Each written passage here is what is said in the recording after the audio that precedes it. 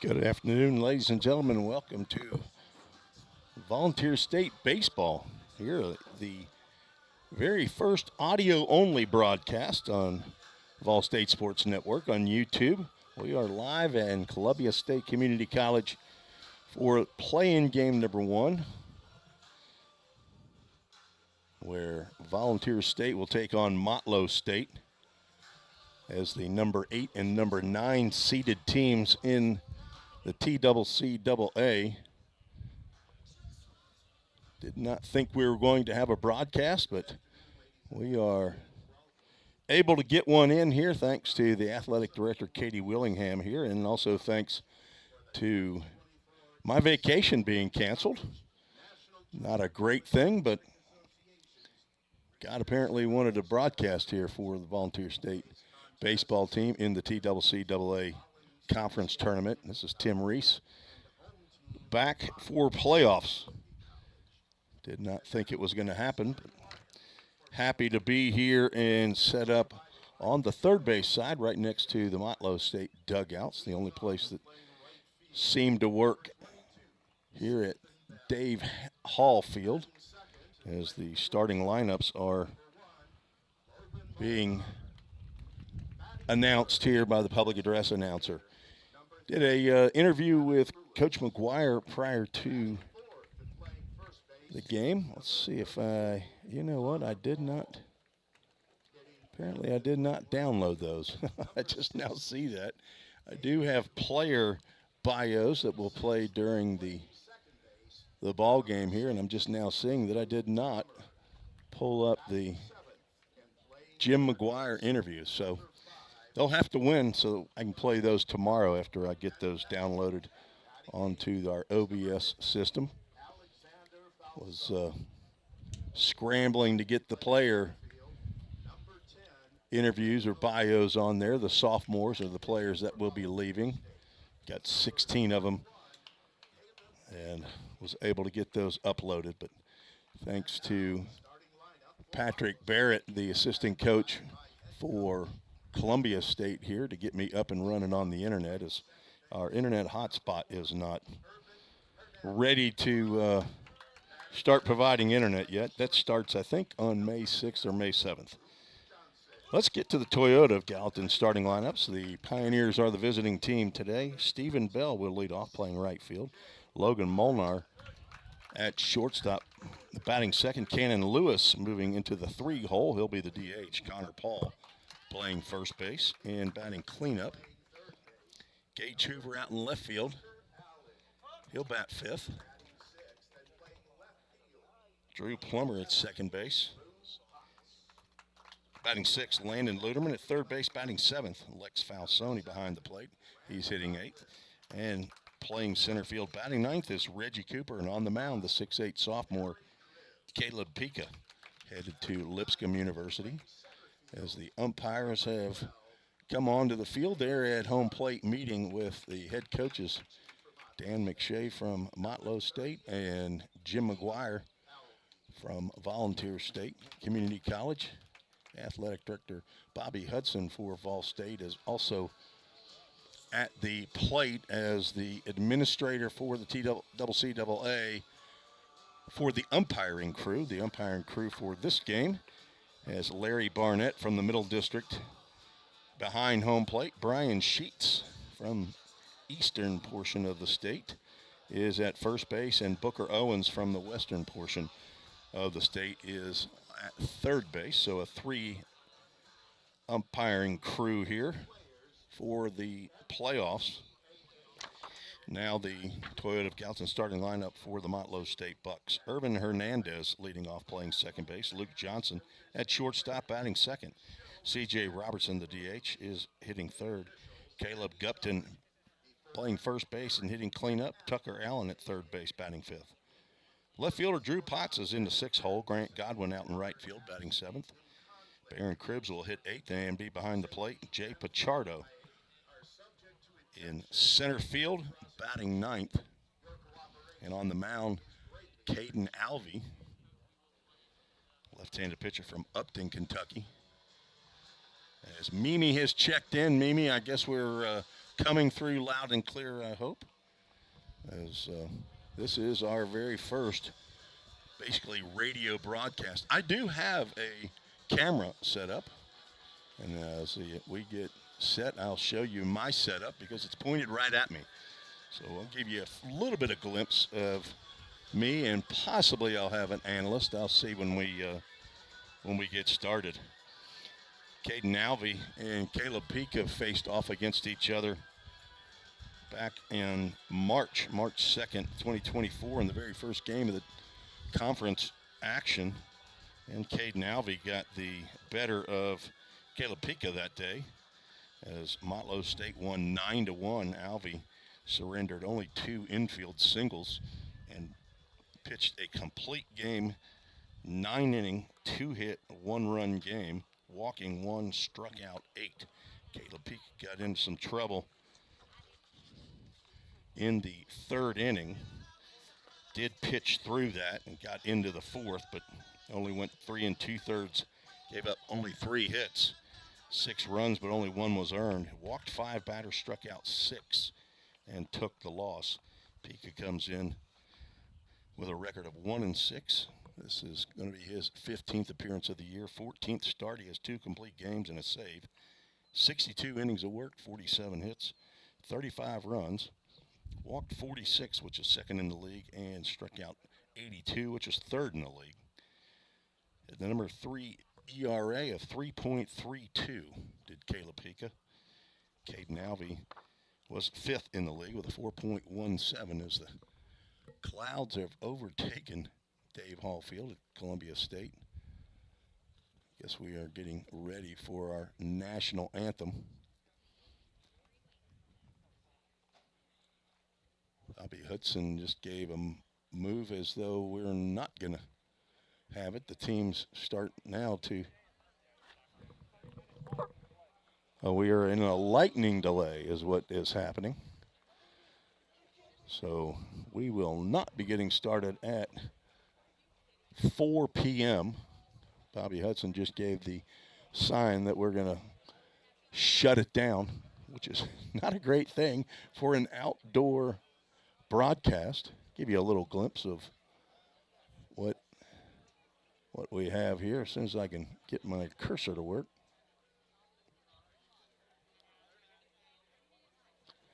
30-minute delay.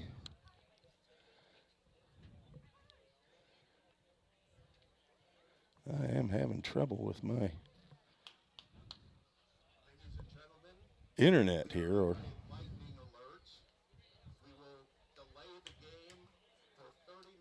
let me just take a quick break.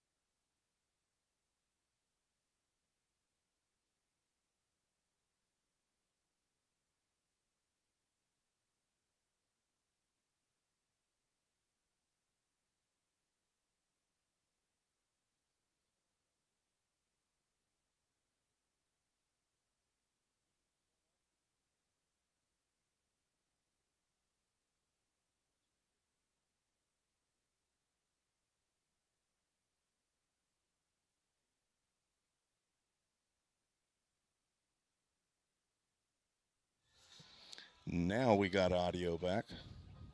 So you saw a glimpse of me there. Did not have the audio going, but got that figured out. Our first audio-only broadcast with a little bit of the camera. I'll come back now. If you couldn't read lips, I was waving to you, saying hello, and showing you the camera angle that we'll have. Set this up primarily that when the Pioneers win at the end of the game, Coach McGuire will send over a couple players, hopefully a pitcher of the game and the hitter of the game, and we'll interview them here on the Ball State Sports Network. But we won't stay here on the broadcast very long, as I have a face for radio. Mimi, I like the texts, Mimi, way better than the emails. It's a lot. I see those quicker for the most part. So, thank you for chiming in. There's a dozen of you or so out there that are watching on the Vol State Sports Network. Hopefully, you've been able to find also the live video feed. If you haven't, go to TennesseeSportsNet.com. I just went to it. It's actually on YouTube, so you could just go to YouTube and search for Tennessee Sports Net, and then search for the TCCAA baseball conference tournament. If you have any problems, send me an email at tresports@gmail.com. I'll see if I can try to dial you in to it. But I know Deborah Paul was asking earlier, one of the grandparents of Connor Paul, emailed me and asked, hopefully she's been able to find it. I'm sorry that back on last Saturday I had signed off, and all the tears, that was my last broadcast of the year, and then the vacation that my wife and I had planned had to make a change due to an injury to my youngest daughter, who was out of town and ended up breaking her ankle while she was accepting an award at her with her employer. Got a nice little couple $1,000 award for her efforts, and as she was walking down or up the steps, down the steps, and I don't remember the story, but she ended up tripping and later went to the urgent care, and that happened in Austin, Texas. So she had to fly back to Nashville, an unexpected stop, where we picked her up at the airport yesterday, and we will take care of her for a couple of days, and my wife will drive her back up to Ohio where she lives and stay with her during the week and help her navigate life. So meanwhile, Tim Reese gets to broadcast some more baseball, and we'll do it a little bit differently because of the contractual obligations that are here for the Tennessee Sports Net, who has the broadcast of baseball. There's a different outfit that has broadcast for softball. So if I don't have an obligation for baseball, I'll also broadcast the Lady Pioneers, who are playing right next door here at Columbia State. So I'll be spending some time at this community college over the next 4 or 5 days, Lord willing, and get to bring Vol State fans action of baseball and softball. But I'm fine to ride this all week long into a championship run for the Pioneers. So thanks for joining me on a surprise audio broadcast. We are under a weather delay. Let's see if I do have a weather delay. Let's see where that's going to go. There we go. I'm telling you, this is like ESPN, only totally different. It's actually a lightning delay. Right now the sun is back out shining. We do have some very dark clouds that are to the left of me right now. I guess the west is behind me, so that would be north. And hopefully the storm that is around us will bypass us. Otherwise, there's going to be a pretty major scramble for me to get this broadcasting equipment covered up. I do have a tarp, and I have asked for help from some of the ball players. So I don't have 30 minutes worth of delay. I do have all those Vol State commercials, but nobody wants to see that, right? We thank Vol State, and we have had graduation today, but I do have some surprises with the sophomores, at least most of them, came up to the press box, or it all was in the press box.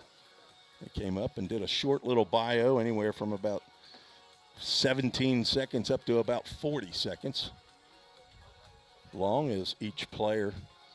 And I'm not by now, I'm not a technical guy, and I'm sure not an editor or a video man. And so there's a few glitches on some. I'm sure it's my fault. But you're going to get the gist of who they are, and I'm telling you what, I'm just going to go ahead and run right through them now. We'll run through them a couple times during this 9-inning ball game, and I'll let you see what we have right now. So I will go off the audio. We'll show you some player bios here on the Vol State Sports Network.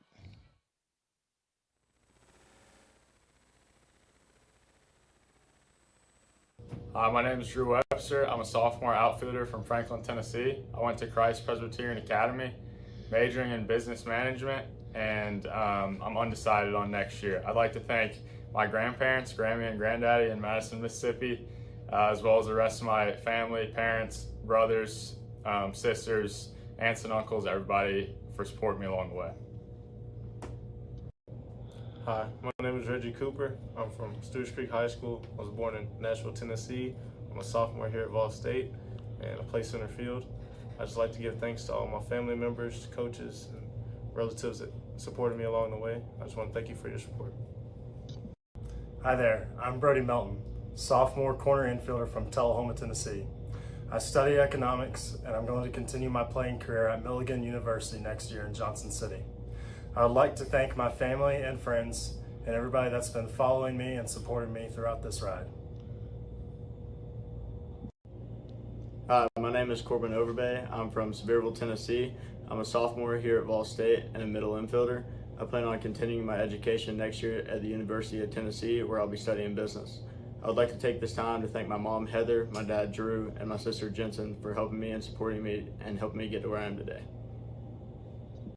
Hi, I'm Parker White. I'm a sophomore here at Vol State. I'm a pitcher. I'm from Knoxville, Tennessee. I attended Knoxville West High School.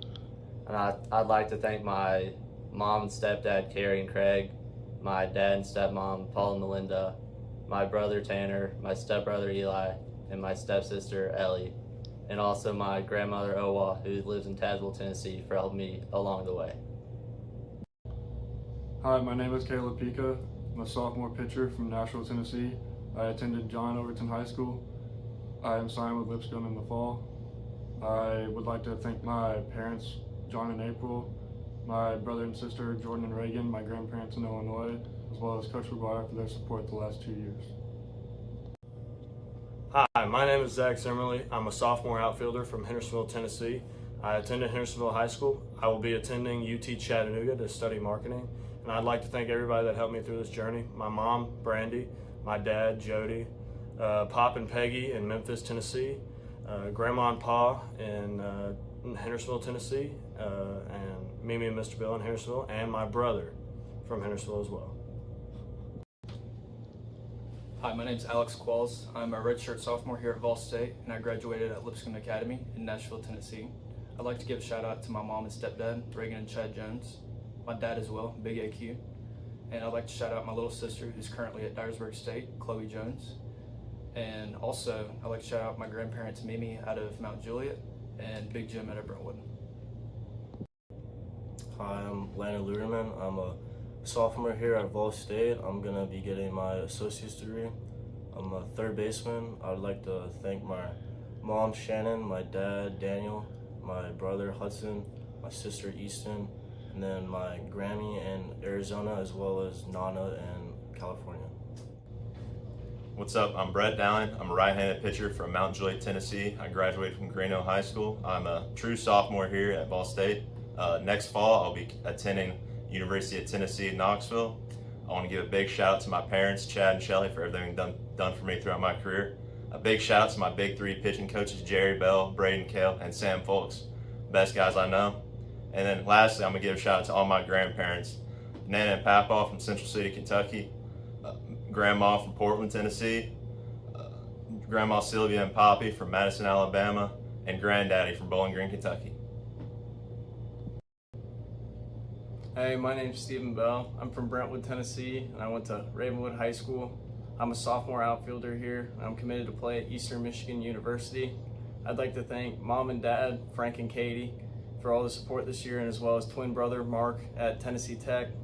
What's up, guys? My name is Noah Ward. I'm from Knoxville, Tennessee. I went to Knoxville Catholic High School. I am a right-handed pitcher, sophomore here at Volunteer State. I am undecided on what I'm doing next year, but I will be playing baseball somewhere.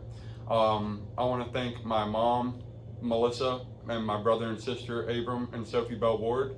And I'd also like to thank my mama from Clinton, Tennessee.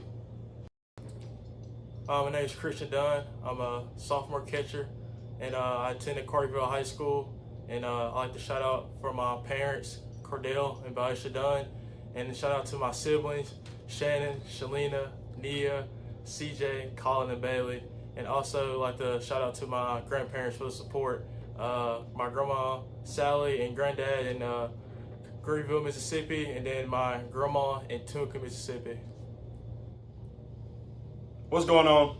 My name is Caden Johnson. I'm from Huntsville, Alabama. I'm a left-handed pitcher here at Vol State. I'm a redshirt sophomore. I want to say thank you to my parents, Joe and Shayna, back home in Huntsville. I also want to say what's up to Miles, little man, my brother. And I also want to make a shout out to my Nana in Panama City, my Big J in Lacey Springs, and my Mimi in Gaston, Alabama. And I also want to make a small shout out to my Nanny and Papa back home in Huntsville. Hi, my name is Cameron Lewis. I'm from Hendersonville, Tennessee, graduated from Beach High School. I am a redshirt sophomore, a utility player here at Vol State. I would like to thank my parents, Ryan Lewis and Daphne Lewis. I also like to thank my sisters, Mason Lewis and Jace K. Lewis. And I'd also like to thank my grandparents, my papa and my granny, and my grandfather. Hi, I'm Noah Eatman. I'm from Parrish, Florida. I went to Parrish Community High School. I am a right-hand pitcher here at Vol State. I'm a sophomore. I will be attending Kaiser University in West Palm Beach, Florida, to continue my athletic and academic career. And I want to thank my parents and grandparents, Dave and Monique Geetman, and my grandparents, Gigi and Parrish, and Papa in Inglewood.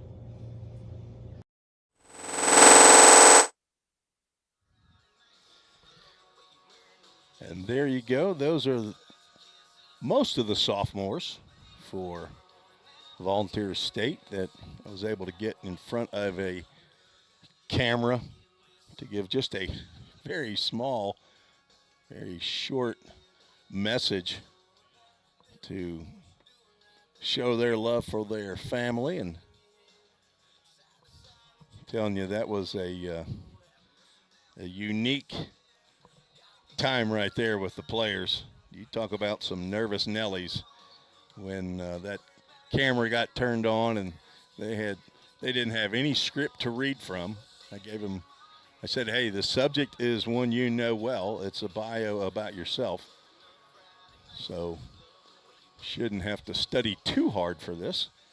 But I appreciated each one of those guys to get up there and do that. I also did the softball players for the tournament, so depending on whether or not I get to broadcast them here over the next couple days, get to share that on the Vol State Sports Network as well. But this is the baseball crowd. If you're just joining us, we are in a lightning delay, just right as the umpires were meeting with the coaches and the administrators. Coming out of the pavilion that's down the right field line was the word that from whoever's handling the weather reports that we have lightning in the area. So they put a 30-minute delay on the ball game. And game time now set for 4:26 p.m. So we are about 14 minutes away. As Dr. Sanders. I was supposed to be on. Now I'm on a broadcast here. So, yeah, I was supposed to be on Panama City Beach, but God had a different plan. So I saw y'all sitting over there. We got a good crew here. The Dennis are here. The Sanders, Colonel Sanders here, and come over to say hello. I'm all the way on the opposite side, so I'm in enemy territory. If you see anything going down over here, I'm counting on some help, okay? Well, hopefully we won't have any issues like that. We do have a couple players that are on their 4th game of suspension from the Jackson State series. Both these teams were affected by that fracas against Jackson State between Vol State. Motlow State was the next opponent for Jackson State in conference play, and Jackson State forfeited the first game of the 3-game series. So the 26-23 record for Motlow includes a forfeit loss or forfeit win versus Jackson State. They did go on to win the next 2 games as they played. I'm not sure how many players for Jackson State got a 4-game suspension, but they had a midweek game, so that midweek game that they were playing against Dyersburg counted as one of the 2 that I'm sure most of the players for Jackson State received 2-game suspensions. Everybody for Jackson State received at least a game because everybody came out of the dugout. Vol State had 13 players that did not receive any suspension, and that's why Pioneers were able to at least put up an effort against Cleveland State in the 3-game series, played 2 of those 3 games with a 13-man roster that only included 3 pitchers that are actually identified as pitchers, and the Pioneers lost those 2 games. Ended up coming back with the almost entire roster and won a thrilling 8-7 walk-off win in the last game of the season. Stephen Bell with a bases-loaded single in the right field to give the Pioneers their 20th victory of the year. They come in with a record of 20-25, 8-18 in conference play, which was good enough for 9th place. Motlow State 26 up and 23 down, 9-17, just a game ahead of the Pioneers, come in 8th place. And as I mentioned earlier, these were the 2 opponents for the first series of the year. Motlow State won game 1, 9-1. Pioneers won game 2, a 14-10 slugfest. That was supposed to be a 7-inning game. It did go 1 extra inning. Vol State had a 10-6 lead. Motlow State scored 4 in the bottom of the 7th to tie it up. Pioneers put 4 on the board in the top of the 8th and then shut down the Bucks in the bottom of the 8th to win 14-10. Jack McLaury got his first collegiate win in that ball game. Logan Molnar was 3 for 5 in that 14-10 victory. He had a double, a home run, 5 RBIs. Cannon Lewis also had a breakout game. He was 3 for 4 in that game with 2 home runs and 4 RBIs. Stephen Bell 3 for 5 with a double and a triple in that ball game. Pioneers had 11 hits, and the 3 guys had 9 of them. Reggie Cooper also had a solo home run, as the Pioneers threw 4 pitchers in that ball game against the Bucks. But this matchup of Caden Alvey for Motlow State and Caleb Pika, match 2 left-handed pitchers that are headed to Division I schools. Caleb Pika headed to Lipscomb University in Nashville, Tennessee, and Caden Alvey is headed to Mercer University down in Georgia. Alvey with a 5-5 record. The Motlow State stats on NJCAA are not, I don't know how to best put it, they're not in the best of shape. I had to go back through and actually revisit Caden Alvey's outings to determine exactly what his record was. He is 11 appearances, all starts, 5-5 record. He has 5 complete games, a shutout, and he has had an excellent year, 69 innings of work. And he has averaged over 6 innings per outing, and I think he had 5 or 6 straight 6+ innings worked. He had the 9-inning complete game against the Pioneers back in early March. So, just joining me, we are in a weather delay, lightning delay here at Dave Hall Field on the campus of Columbia State Community College. I see that our all-world trainer, Justin McKinney, is here with the team down by that's the food pavilion down there. He'd probably hang out close to the food. I would if I could. The awards came out for all conference. See if I can get to that. There were no Pioneers that made either of the first or second team awards. Not in baseball. In softball, all kinds of Lady Pioneers all over the map, including the Player of the Year in the TCCAA is Lydia Kirby, a freshman.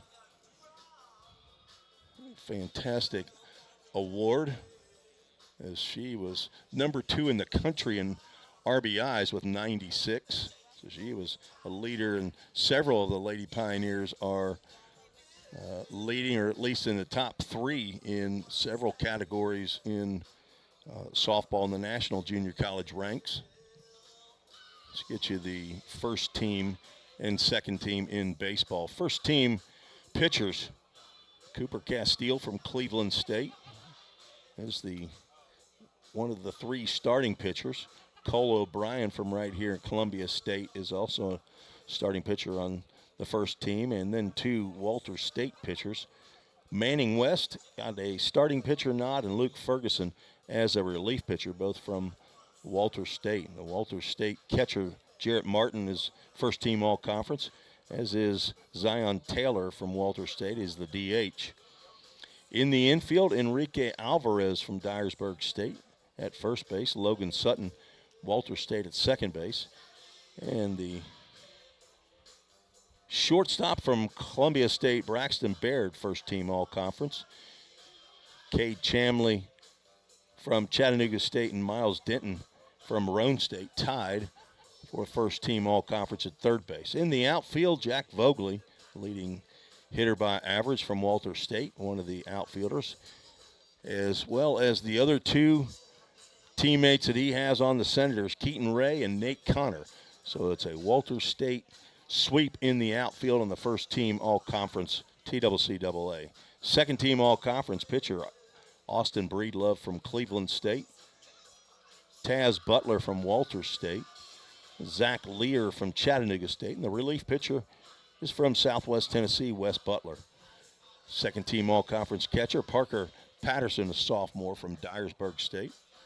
Bryson Jenkins from Chat State is the DH. In the infield, first baseman Riley Orr from Cleveland State, C.J. Morrow, second baseman from Chat State. Luke Johnson, who will be facing here today on Motlow State, is a shortstop, second team all-conference. And the third baseman from Columbia State, Charlie Davis, who's heading to Belmont University, is also the second team third baseman. In the outfield, Columbia State, Jackson Diamond, Brody Ballou from Chattanooga State, and Kane Collins from Cleveland State. The pitcher of the year is Carson Bonaparte, starting pitcher for Walter State, and they take a clean sweep of at least the players, as Daniel Ortiz, the third baseman for Walter State, is the player of the year, leading the conference in home runs and RBIs, I believe. Has 18 home runs. He has 61 RBIs. and he is second in the conference in hitting at .401. So Denny Ortiz and Carson Bonaparte, who was the leading earned run average and wins in among pitchers TCCAA. Carson Bonaparte had a 2.85 ERA, and he had 10 wins on the year. And the coach of the year in his first year as the head coach, Desi Ammons from right here, Columbia State. He's a Belmont alum. Saw him earlier and was able to congratulate him on a job well done as Columbia State comes in as the number 2 seed team. Finished the year 33-14 overall, 20-7 in conference play as the umpires have made it back onto the field here. They're speaking now with Dan McShay, and Coach McShay tells his starting pitcher to go down and start getting loose. 4:23, we were scheduled to start at 4:26, so we'll have another visit of the umpires and the head coaches at home plate. Take a quick break. We'll come back after these short commercials, and hopefully we'll have a better idea as to when we're going to get started. You're listening to the Ball State Sports Network.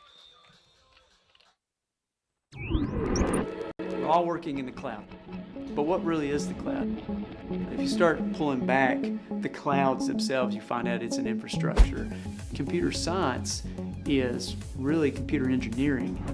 Right now, Middle Tennessee is quickly becoming a growing tech hub with several IT companies that are looking for skilled workers. If you're pursuing the CIT program at Ball State, you're preparing yourself to fill those positions. Have you ever wondered what happens when you click Buy It Now? A whole series of transactions take place, from the manufacturer to your front door. That is logistics and supply chain management. At Vol State, we offer end-to-end supply chain courses. Going into the future, our students need to understand these processes. A lot of business is dependent upon getting a product on time. Students here at Vol State are able to leave here with that knowledge. Because the supply chain is counting on me. Every day, all around the nation, people find themselves in need of a hero. Fire and emergency medical responders are those heroes we need. If you desire to make a difference in your community, visit ballstate.edu to learn more.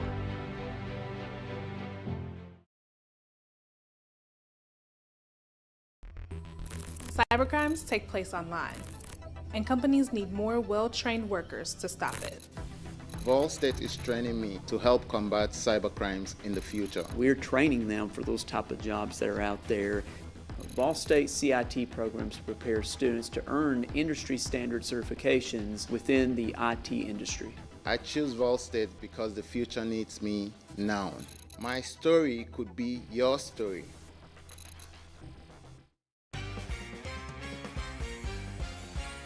A degree in criminal justice can help you find the exciting career that you've been looking for. As a member of law enforcement, as a crime scene investigator, a teacher in a classroom, a detective working on cases, a lawyer or a judge, or nearly any job where you get to put the bad guys away. Learn more at ballstate.edu.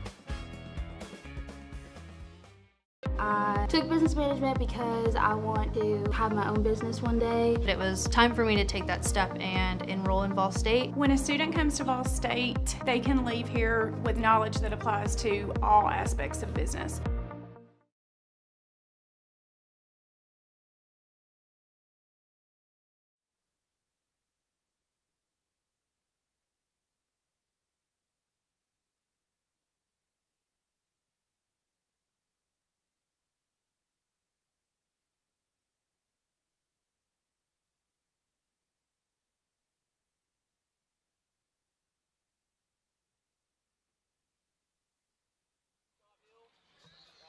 Tim Reese back at Dave Hall Field on the campus of Columbia State Community College. We have basically a radio broadcast with a camera for, I don't know, just for the fun of it, I guess. But set it up in case we have some player interviews following today's game.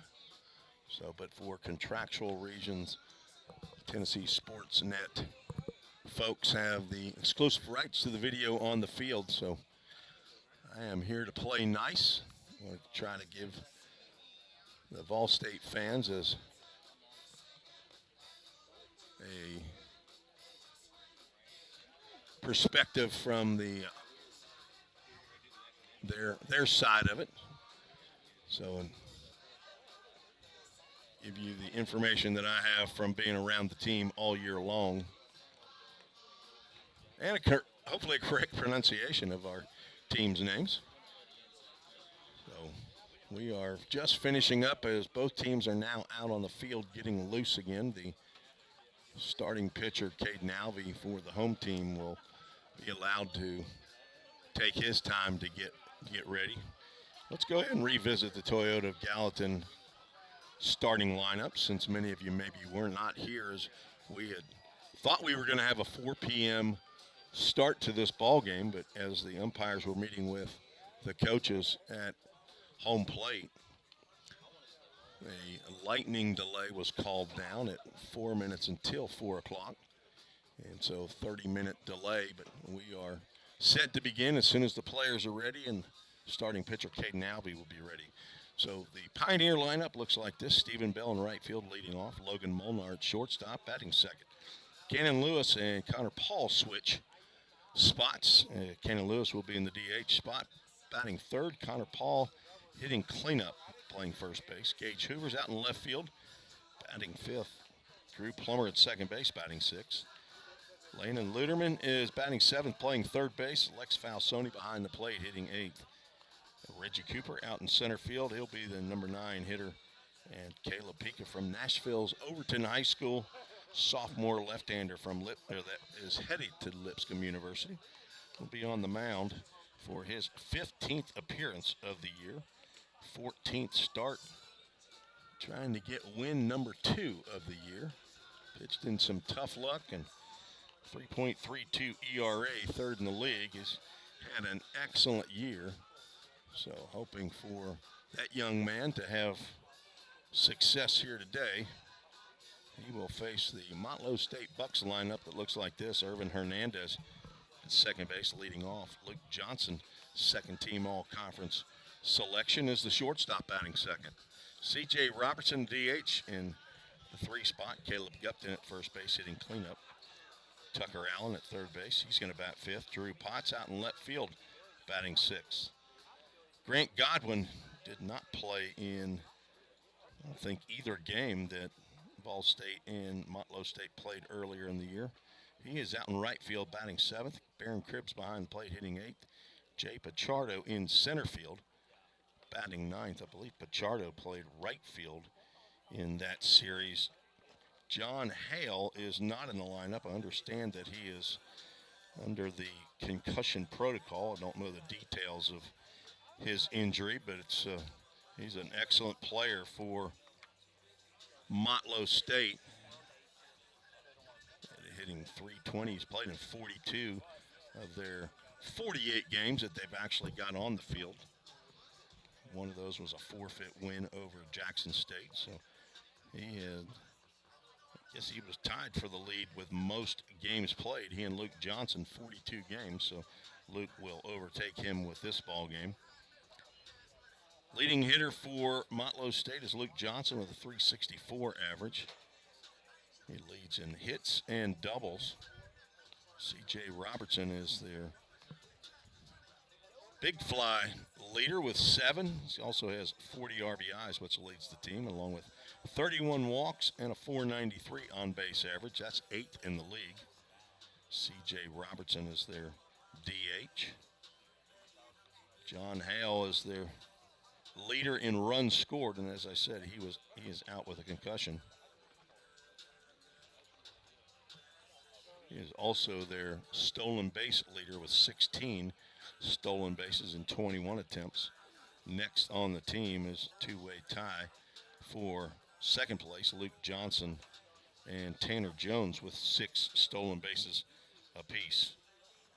Caden Alvey is their number 1 pitcher. leads in innings pitched, hits allowed, strikeouts as well, and stingy with the walks with only 24 walks. So that's about one every 3 innings. So about 3 a game in 9 innings. Pioneers are led in the batter's box by Connor Paul, who has the 8th best batting average in the league. He's fallen off the last couple games. He was 2nd place in the league for several weeks. Fell off in the last. He went over against Cleveland State. Hit 320 for the, or 380 for the year. Has had an excellent freshman campaign, and I'm sure that he was in several conversations for an all-conference bid. He led the team with 41 hits and 29 RBIs, tied in triples. The man has some speed. He and Stephen Bell, 3 apiece. Stephen Bell tied for 11th in the conference with 12 doubles. That leads the team. Also 27 walks and a 5.479 on-base percentage. Leads all hitters for the Pioneers. Logan Molnar leads in games played with 42, games started with 39, and 35 runs scored. Also has been plunked 9 times, he and Brady Nepper. Brady Nepper is kind of amazing because he's not an everyday player, and he's been plunked 9 times. Molnar also leads in stolen bases. He has 11. Second on the team is Stephen Bell. So players are lining up now in front of their respective dugouts, so we will have our national anthem. And as you know, we have to mute for the national anthem anyway. But we will go ahead and take some commercials while we have a national anthem. We're all working in the cloud. But what really is the cloud? If you start pulling back the clouds themselves, you find out it's an infrastructure. Computer science is really computer engineering. Right now, Middle Tennessee is quickly becoming a growing tech hub with several IT companies that are looking for skilled workers. if you're pursuing the CIT program at Ball State, you're preparing yourself to fill those positions. Have you ever wondered what happens when you click Buy It Now? A whole series of transactions take place, from the manufacturer to your front door. That is logistics and supply chain management. At Vol State, we offer end-to-end supply chain courses. Going into the future, our students need to understand these processes. A lot of business is dependent upon getting a product on time. Students here at Vol State are able to leave here with that knowledge. Because the supply chain is counting on me. Every day, all around the nation, people find themselves in need of a hero. Fire and emergency medical responders are those heroes we need. If you desire to make a difference in your community, visit ballstate.edu to learn more.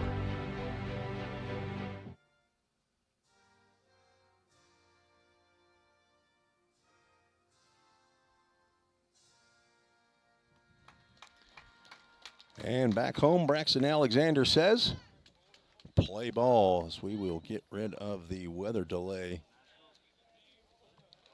sign, and sun is shining here, and that black dark cloud has dissipated.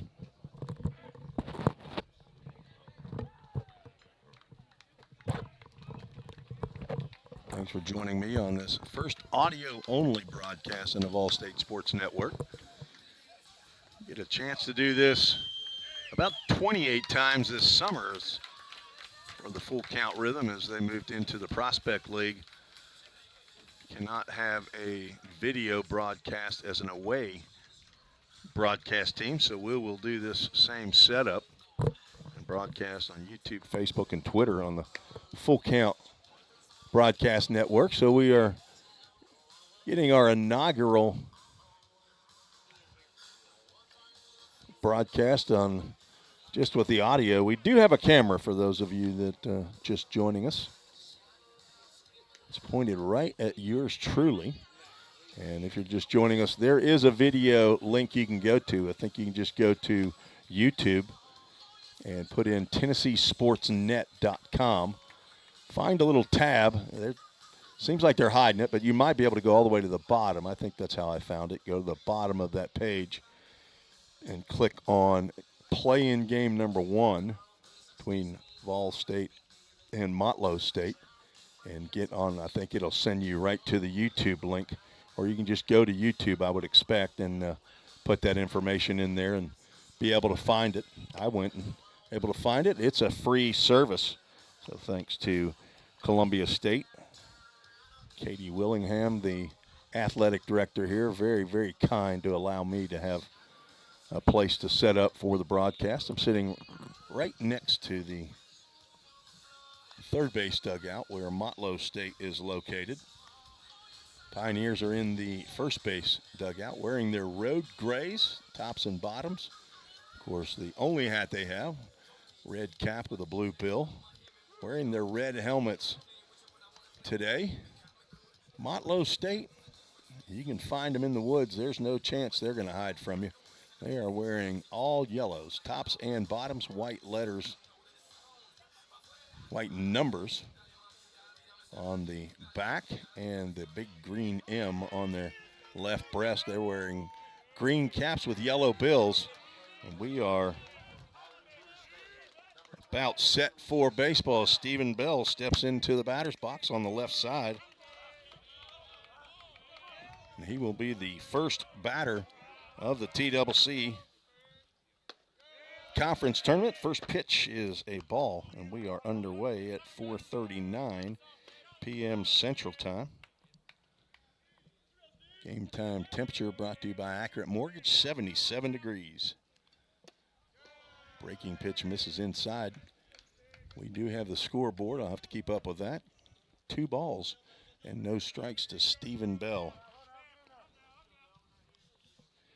Bell comes in hitting .333 for the year. He's going to look at a strike right there as a fastball poured in by the left-hander Caden Alvey. From Upton, Kentucky Central Hardin High School, 6'1", 185-pound sophomore.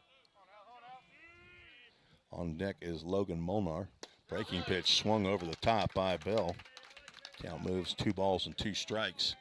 Here to the first batter of the TCCAA Conference Tournament 2024. Last year's winner is Chattanooga State over Walters State. Who will be the winner of the 2024 tournament? Fastball down low and right out of the box. Full count Ministries, full count to Stephen Bell, the Pioneer right fielder. Recently committed to Eastern Michigan in Ypsilanti, Michigan. 3-2 pitch is just down the third base line. He absolutely was late on that one. Got a dribbler down the third base line, but Cribbs picks it up in foul territory. And there's a full count first pitch foul ball off the bat of Stephen Bell. Drew Potts in left, Jay Pichardo in center, Grant Godwin in right, Tucker Allen at third, Luke Johnson at short, Irvin Hernandez out at second base. Caleb Gupton in first base, and behind the plate, Barron Cribbs catching the pitches from Caden Alvey, sophomore left-hander. 3-2 pitch. Reached out and just touched, and a couple hopper down to Gupton, an easy play as Bell was way out in front of that breaking pitch for out number 1.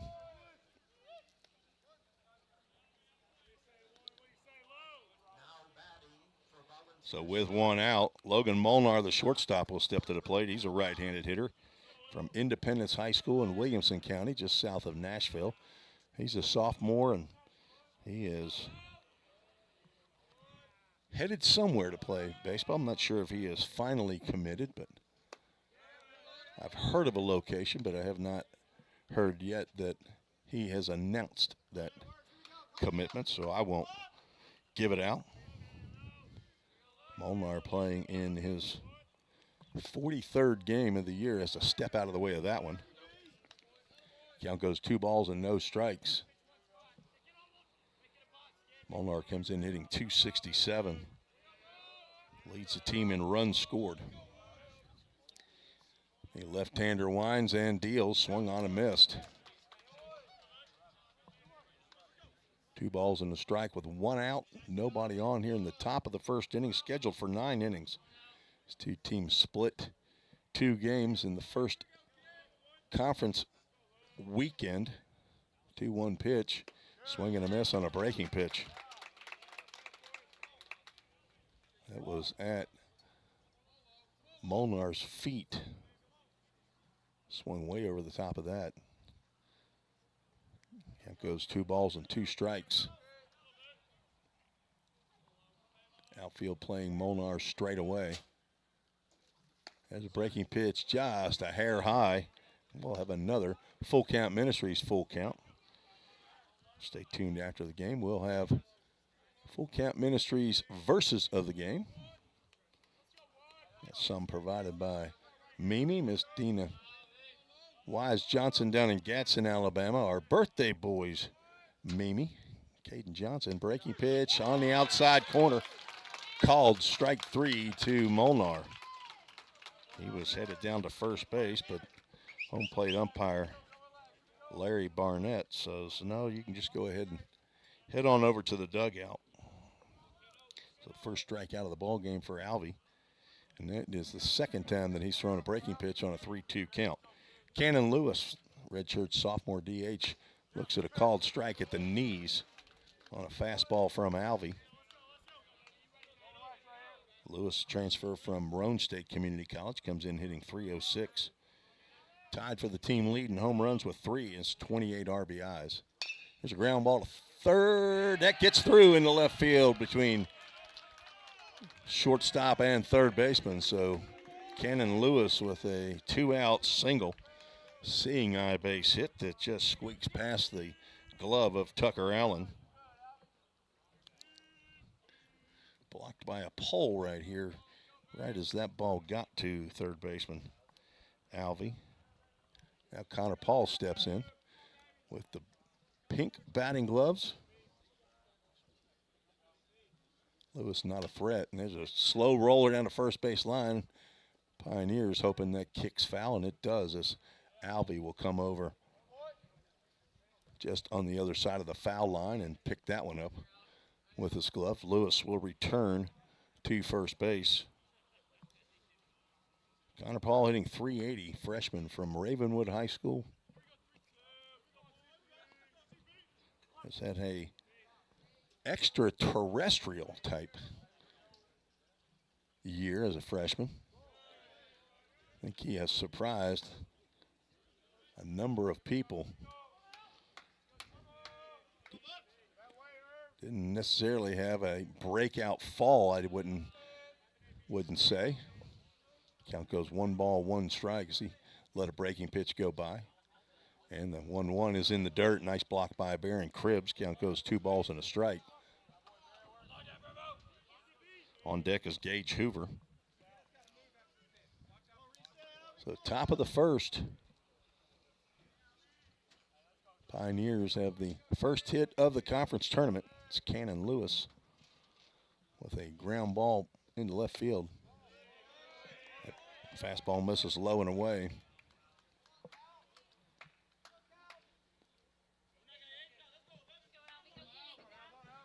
Count goes 3 balls and a strike.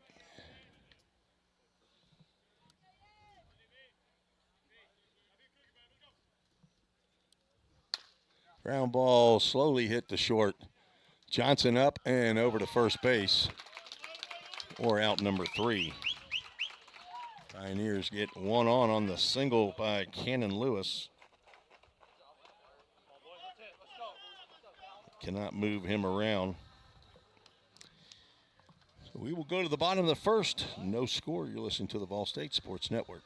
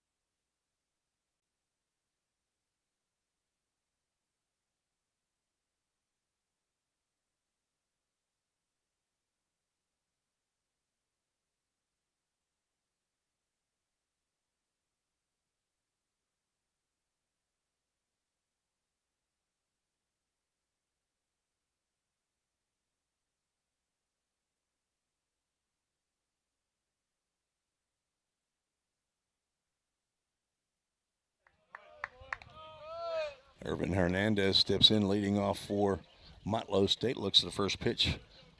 Ball one. There's a ground ball to short. Molnar boots it. Hernandez is going to reach on the air.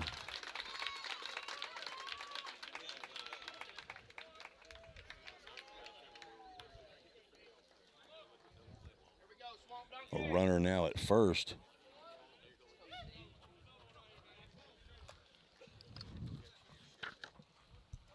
Luke Johnson, the shortstop for Motlow State, steps in.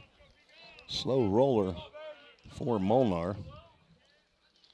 And Pica throws one almost over the head of Lex Falsoni behind the plate.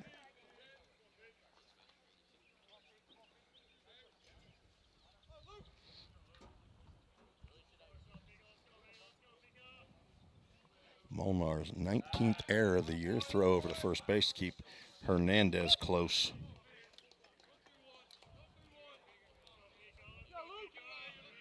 Johnson leads the Bucks in hitting with .364 batting average, playing in game number 43 of the year. Hernandez back as Pica pours a fastball in there for a called strike. Count moves to 1-1 strike. 1 on. As Hernandez reached on the air. C.J. Robertson on deck. Going to throw over to first base. Connor Paul plays pitch and catch. Does not even tag Irvin Hernandez. Thanks for joining me on this radio broadcast here. I'm live at Columbia State Community College. And the pitch just misses low and outside.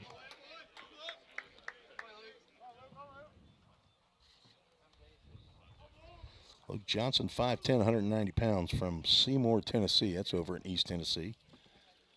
And the pitch popped up and out of play to the right side. An MGM Industries foul ball. Count moves to 2 strikes.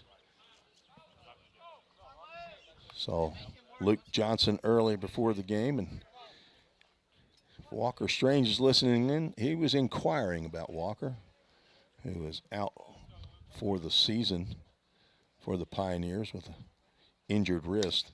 Popped up into the infield.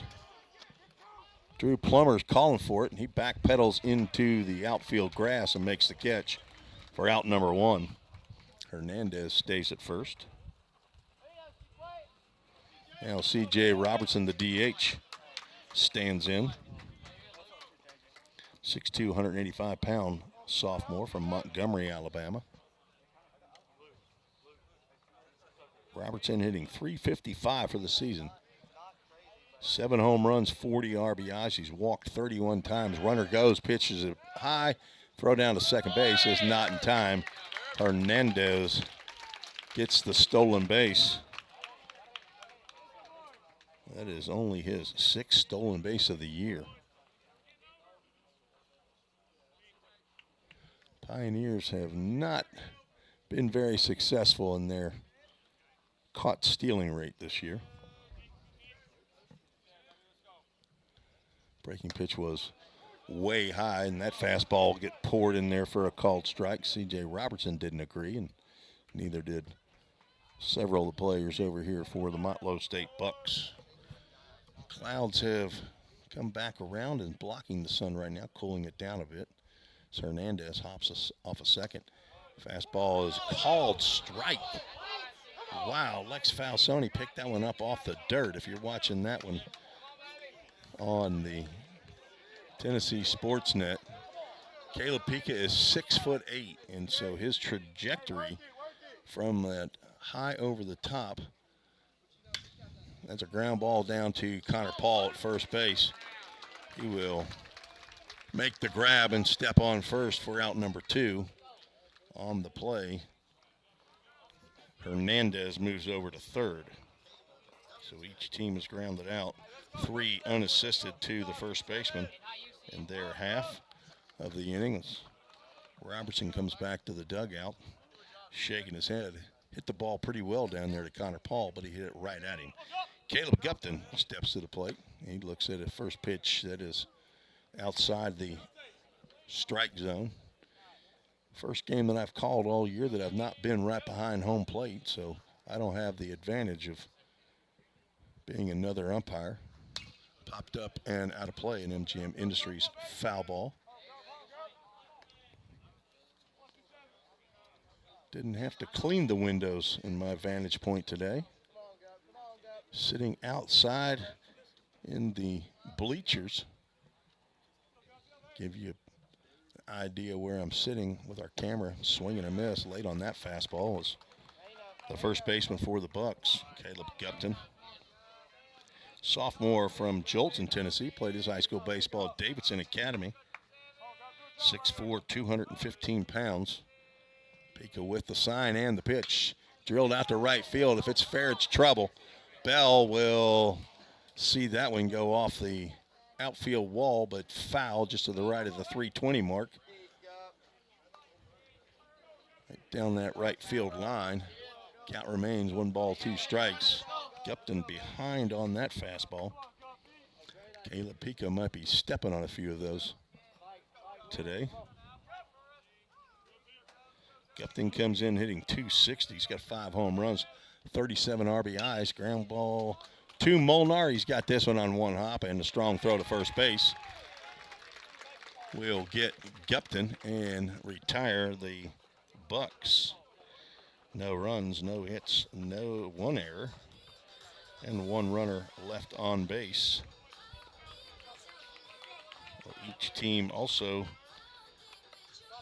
had their 3rd out, ended on a ground ball to shortstop. So in the first, each team put a runner on. Pioneers collected a hit and an error in the first inning. So nothing but zeros on the home team Motlow State side on the scoreboard in left center field here at Dave Hall Field, home of the Columbia State Chargers. Take a little break, see if we can put the tween inning break up there. I'll have to change the color of that. Hard to see through Pioneer Man, but I'll be right back.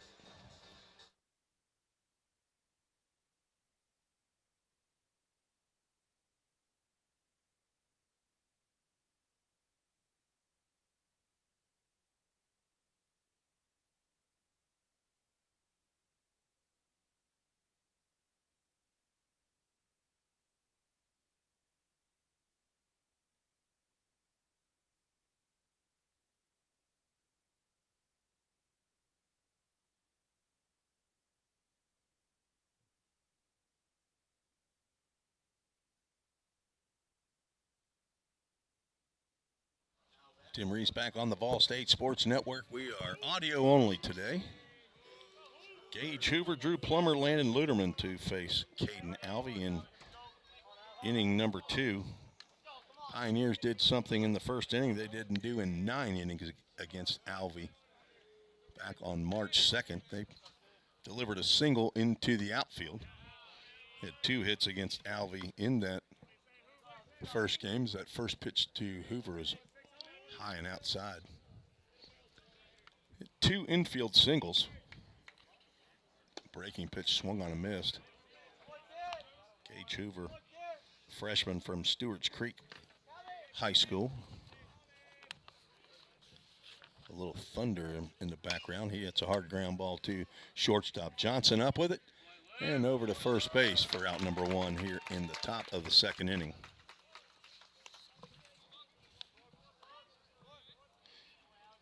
Drew Plummer will step to the plate. Redshirt freshman from Summit High School. It's not too far away from Columbia.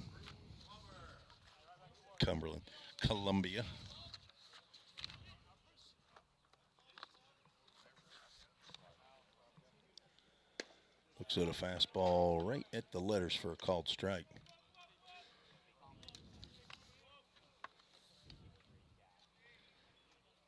Plummer hitting .234, playing in game number 28 of the year.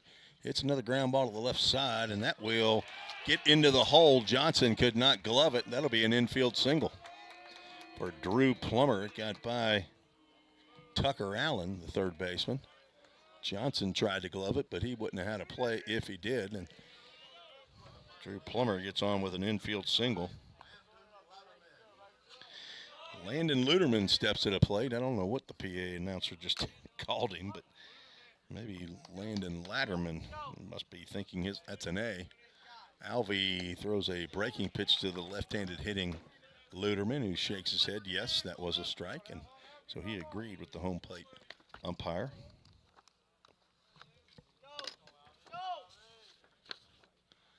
Pitch, another breaking pitch popped up out to center field. Pichardo is under it and will make the one-handed grab. That's 2 outs.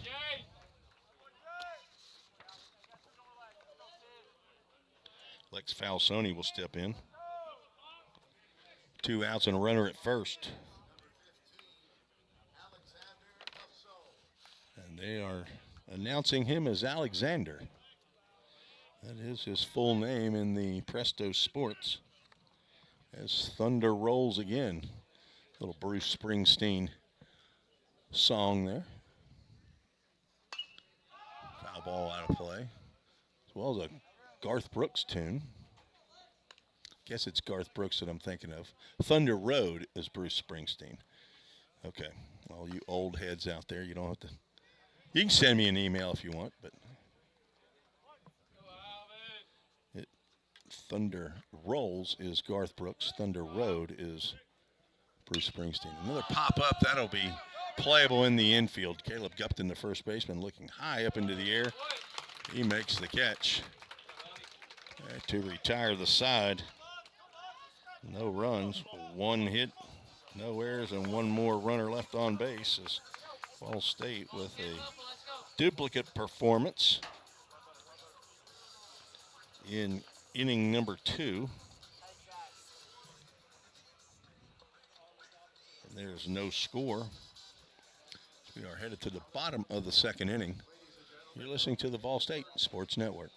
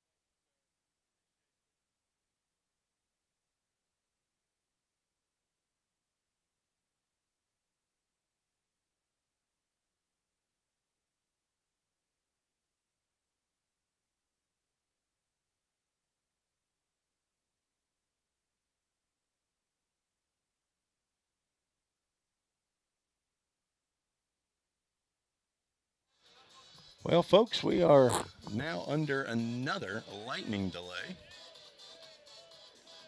Not too many delays and too many texts showing. We are just advised that at 5:01, we are going to be on another 30-minute delay.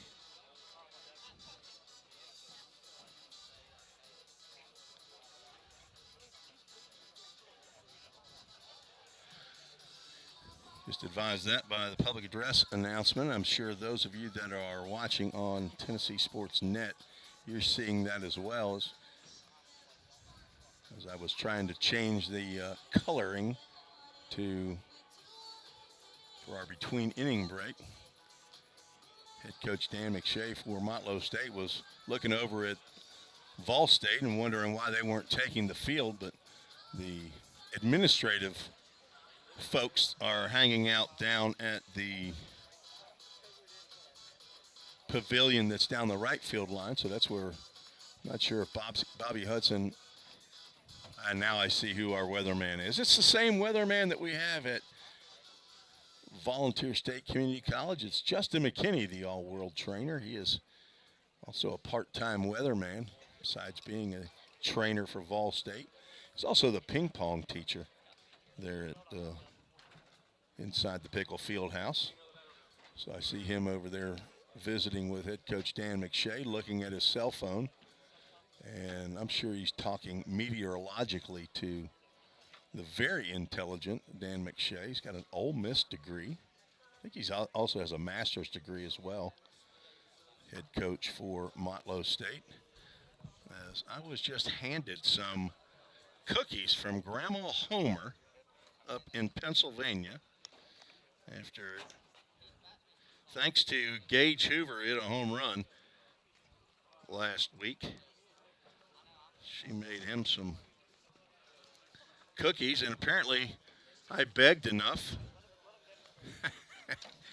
She said, hey, send some to Tim as well. So thank you, Grandma Homer up in Pittsburgh, Pennsylvania. Mike Hoover, Gage's father, just delivered those over to me. I think I'm going to take the weather delay off then. And I guess I could just play the guys. And I need an assistant. That's what I need. I need a technical assistant. Because what I'd like to do is just play those bios over and over and over for about 20 minutes. That'd be fun. You'd all really enjoy doing that. You'd probably just, I know you don't want to hear me talk for another 30 minutes. And I'm not going to do it this time. So I will take a break. I'm going to see if I can put some of those bios in a loop type format. So while I'm doing that, you guys go get you a hamburger, get you something to eat, 5 o'clock Central, 6 o'clock Eastern. You all are probably getting a little bit hungry. So I'll be right back, probably about 20 minutes or so, as hopefully we won't have any weather problems here as the lightning is apparently nearby. Tim Reese, I'll be back on the Vol State Sports Network. Thanks for joining me on this audio-only broadcast.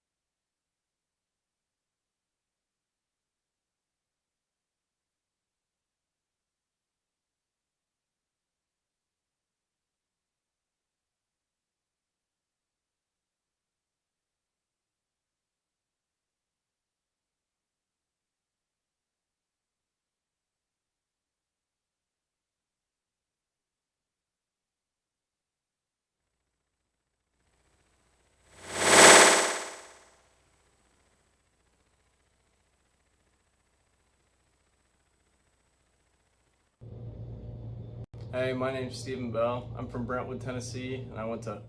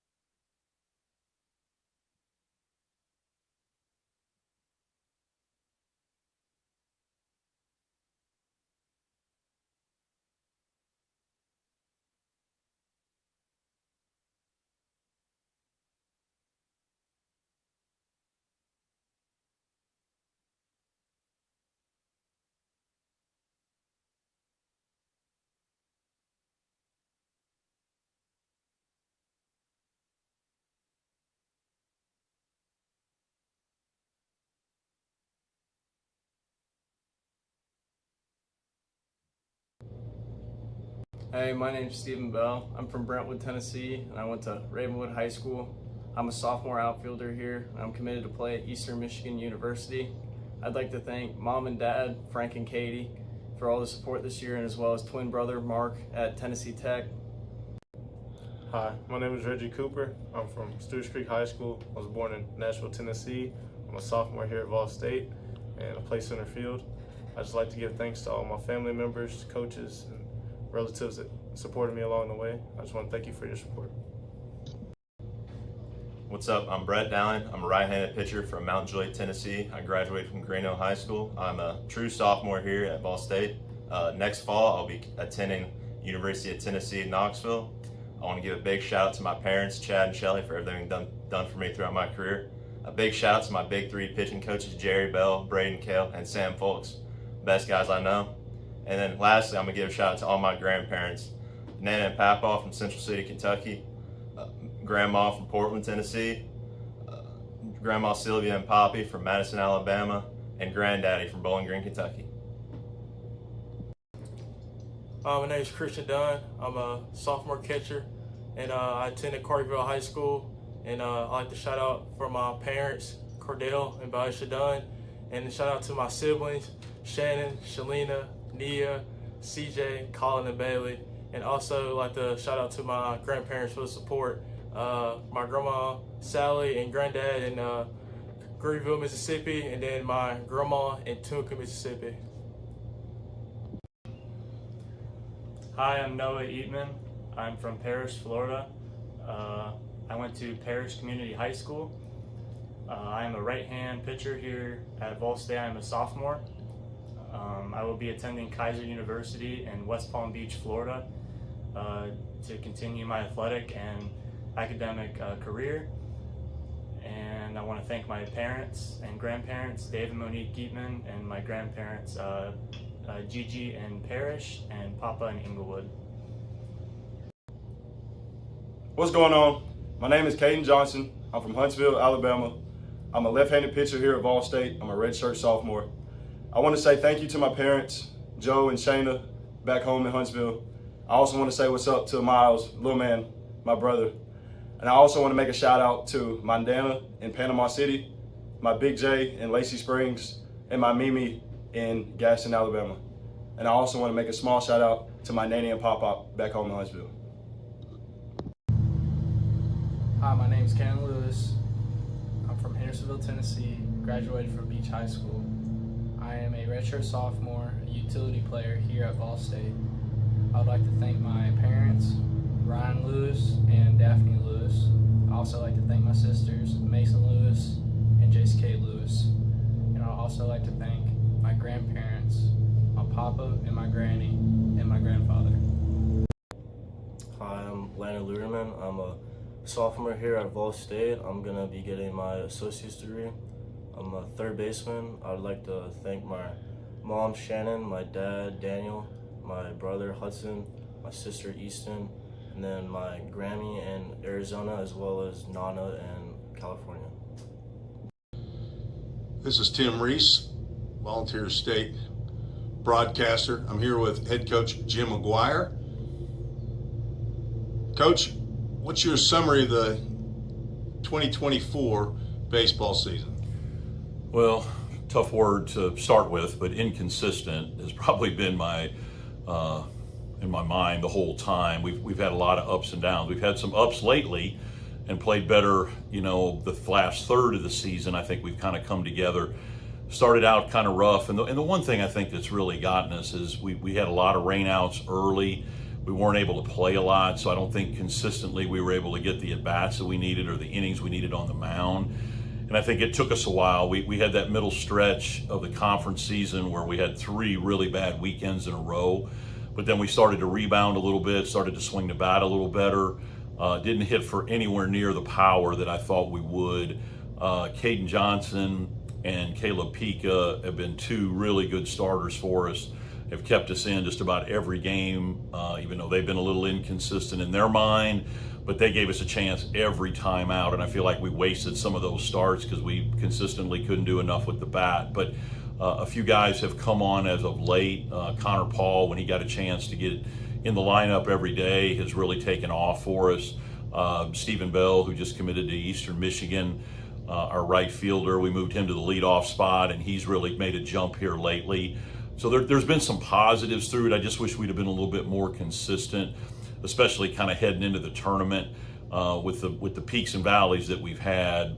I mean, overall, I mean, I would say I'm pleased with the season, but not as excited as I was last year with some of the things that we did. So we got to continue to build. And I told the team at the end of the day today that we've got a chance to turn the corner, make some noise in the tournament that'll allow us to carry some things into next year. And I think that's what we have to focus on now. We didn't finish anywhere where we needed to or wanted to, but now we got a chance to do something about it in the tournament.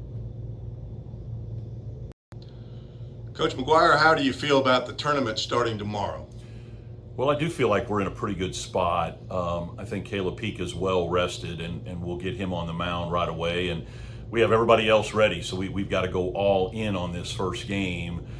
We have started to swing the bat better, and I'm hoping that can carry into tomorrow.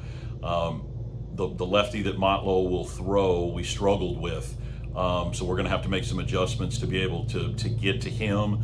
But I do feel like we're in a good spot, moving forward. I know the up and downs that we talked about before, but the consistency with the bat is what's going to be able to take us forward. The whole goal is obviously you have to win this first game. My goal is to win the first game and not have to use Caden Johnson, where we can use Caden Johnson in the second game. But if we have to use him, we'll use him.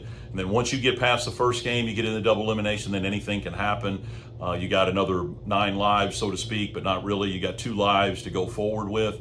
And I'm excited to get him out there and get him going. And I know the team is excited to get this opportunity. And we've been through, the guys that have been here with us last year understand what it's like to make a deep run. So we got to get by game 1, and then we'll push it forward, and hopefully we can keep pushing it deeper into the tournament. Hi there, I'm Brody Melton, sophomore corner infielder from Tullahoma, Tennessee. I study economics, and I'm going to continue my playing career at Milligan University next year in Johnson City. I would like to thank my family and friends and everybody that's been following me and supporting me throughout this ride. Hi, my name is Corbin Overbay. I'm from Sevierville, Tennessee. I'm a sophomore here at Vol State and a middle infielder. I plan on continuing my education next year at the University of Tennessee, where I'll be studying business. I would like to take this time to thank my mom, Heather, my dad, Drew, and my sister, Jensen, for helping me and supporting me and helping me get to where I am today. Hi, my name is Caleb Pika. I'm a sophomore pitcher from Nashville, Tennessee. I attended John Overton High School. I am signed with Lipscomb in the fall. I would like to thank my parents, John and April, my brother and sister, Jordan and Reagan, my grandparents in Illinois, as well as Coach McGuire for their support the last 2 years. Hi, my name is Alex Qualls. I'm a redshirt sophomore here at Vol State, and I graduated at Lipscomb Academy in Nashville, Tennessee. I'd like to give a shout out to my mom and stepdad, Reagan and Chad Jones, my dad as well, Big AQ, and I'd like to shout out my little sister who's currently at Dyersburg State, Chloe Jones. And also, I'd like to shout out my grandparents, Mimi out of Mount Juliet and Big Jim out of Brentwood. What's up, guys? My name is Noah Ward. I'm from Knoxville, Tennessee. I went to Knoxville Catholic High School. I am a right-handed pitcher, sophomore here at Volunteer State. I am undecided on what I'm doing next year, but I will be playing baseball somewhere. I want to thank my mom, Melissa, and my brother and sister, Abram and Sophie Bell Ward. And I'd also like to thank my mama from Clinton, Tennessee. My name is Drew Webster. I'm a sophomore outfielder from Franklin, Tennessee. I went to Christ Presbyterian Academy, majoring in business management, and I'm undecided on next year. I'd like to thank my grandparents, Grammy and Granddaddy in Madison, Mississippi, as well as the rest of my family, parents, brothers, sisters, aunts and uncles, everybody for supporting me along the way. Hi, I'm Parker White. I'm a sophomore here at Vol State. I'm a pitcher. I'm from Knoxville, Tennessee. I attended Knoxville West High School. And I'd like to thank my mom and stepdad, Carrie and Craig, my dad and stepmom, Paul and Melinda, my brother, Tanner, my stepbrother, Eli, and my stepsister, Ellie, and also my grandmother, Owa, who lives in Tazewell, Tennessee, for helping me along the way. Hi, my name is Zach Zimmerly. I'm a sophomore outfielder from Hendersonville, Tennessee. I attended Hendersonville High School. I will be attending UT Chattanooga to study marketing. And I'd like to thank everybody that helped me through this journey. My mom, Brandy, my dad, Jody, Pop and Peggy in Memphis, Tennessee, Grandma and Pa in Hendersonville, Tennessee, and Mimi and Mr. Bill in Hendersonville, and my brother from Hendersonville as well. Hey, my name's Stephen Bell. I'm from Brentwood, Tennessee, and I went to Ravenwood High School. I'm a sophomore outfielder here. I'm committed to play at Eastern Michigan University. I'd like to thank Mom and Dad, Frank and Katie, for all the support this year, and as well as twin brother Mark at Tennessee Tech. Hi, my name is Reggie Cooper. I'm from Stewart Creek High School. I was born in Nashville, Tennessee. I'm a sophomore here at Vol State, and I play center field. I'd just like to give thanks to all my family members, coaches, and relatives that supported me along the way. I just want to thank you for your support. What's up? I'm Brett Dowling. I'm a right-handed pitcher from Mount Joy, Tennessee. I graduated from Greenville High School. I'm a true sophomore here at Vol State. Next fall, I'll be attending University of Tennessee, Knoxville. I want to give a big shout out to my parents, Chad and Shelly, for everything done for me throughout my career. A big shout out to my big three pitching coaches, Jerry Bell, Braden Kale, and Sam Folks. Best guys I know.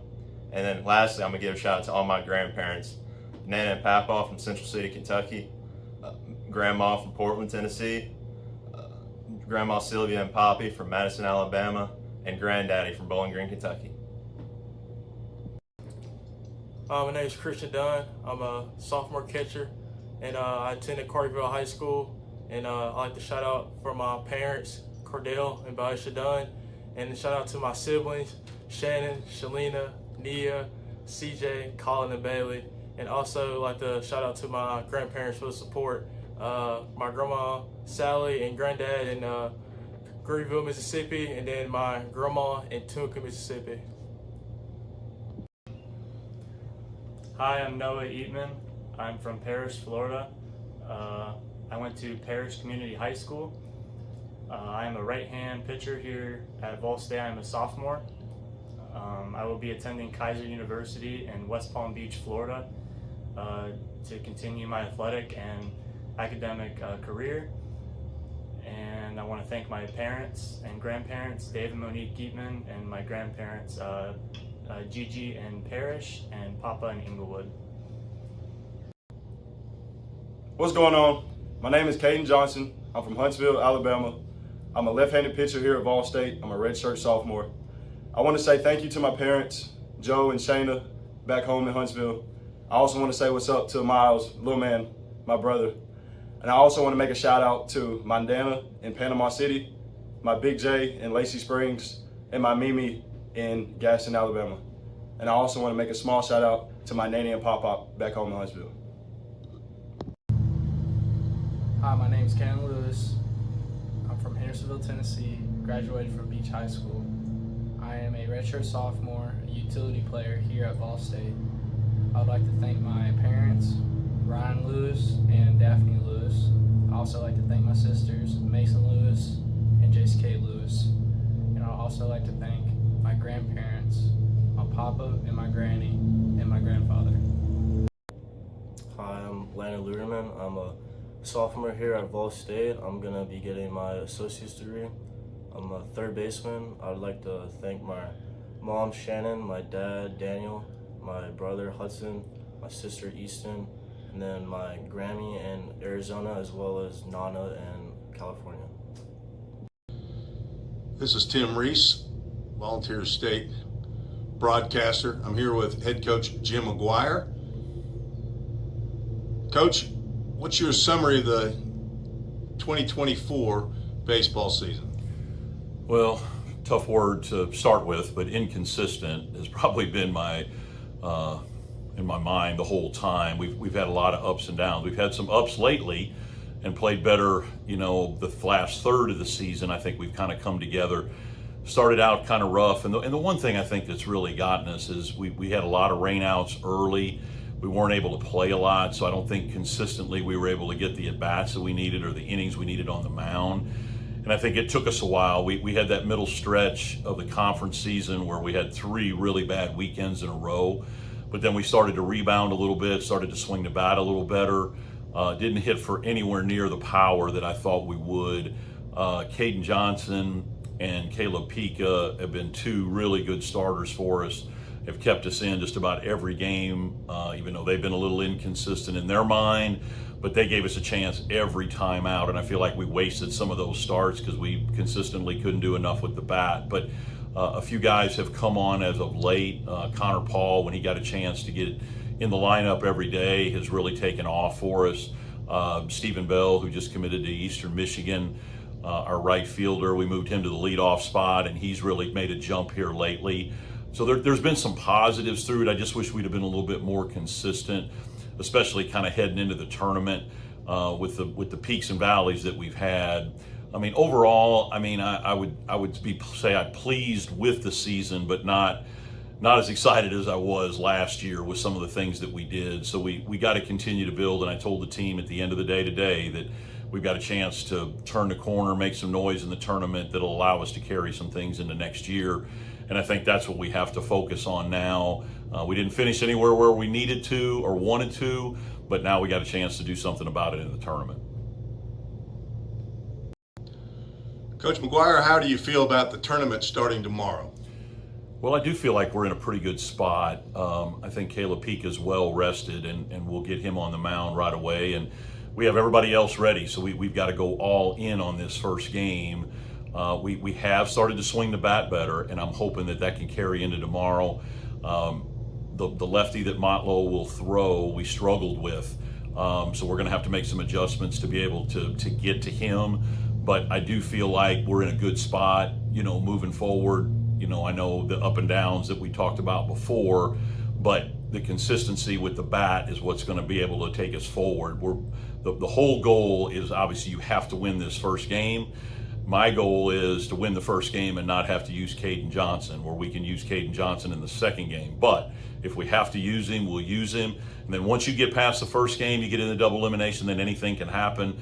You got another 9 lives, so to speak, but not really. You got 2 lives to go forward with. And I'm excited to get him out there and get him going. And I know the team is excited to get this opportunity. And we've been through, the guys that have been here with us last year understand what it's like to make a deep run. So we got to get by game 1, and then we'll push it forward, and hopefully we can keep pushing it deeper into the tournament. Hi there, I'm Brody Melton, sophomore corner infielder from Tullahoma, Tennessee. I study economics, and I'm going to continue my playing career at Milligan University next year in Johnson City. I would like to thank my family and friends and everybody that's been following me and supporting me throughout this ride. Hi, my name is Corbin Overbay. I'm from Sevierville, Tennessee. I'm a sophomore here at Vol State and a middle infielder. I plan on continuing my education next year at the University of Tennessee, where I'll be studying business. I would like to take this time to thank my mom, Heather, my dad, Drew, and my sister, Jensen, for helping me and supporting me and helping me get to where I am today. Hi, my name is Caleb Pika. I'm a sophomore pitcher from Nashville, Tennessee. I attended John Overton High School. I am signed with Lipscomb in the fall. I would like to thank my parents, John and April, my brother and sister, Jordan and Reagan, my grandparents in Illinois, as well as Coach McGuire for their support the last 2 years. Tim Reese back on the Vol State Sports Network, as we have been advised that there is an additional weather delay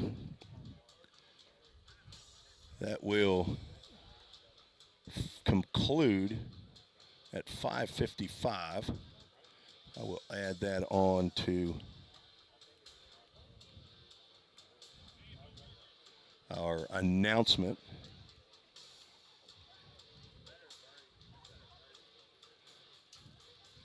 Do that on the fly here. We'll see how that looks on the screen. A little bit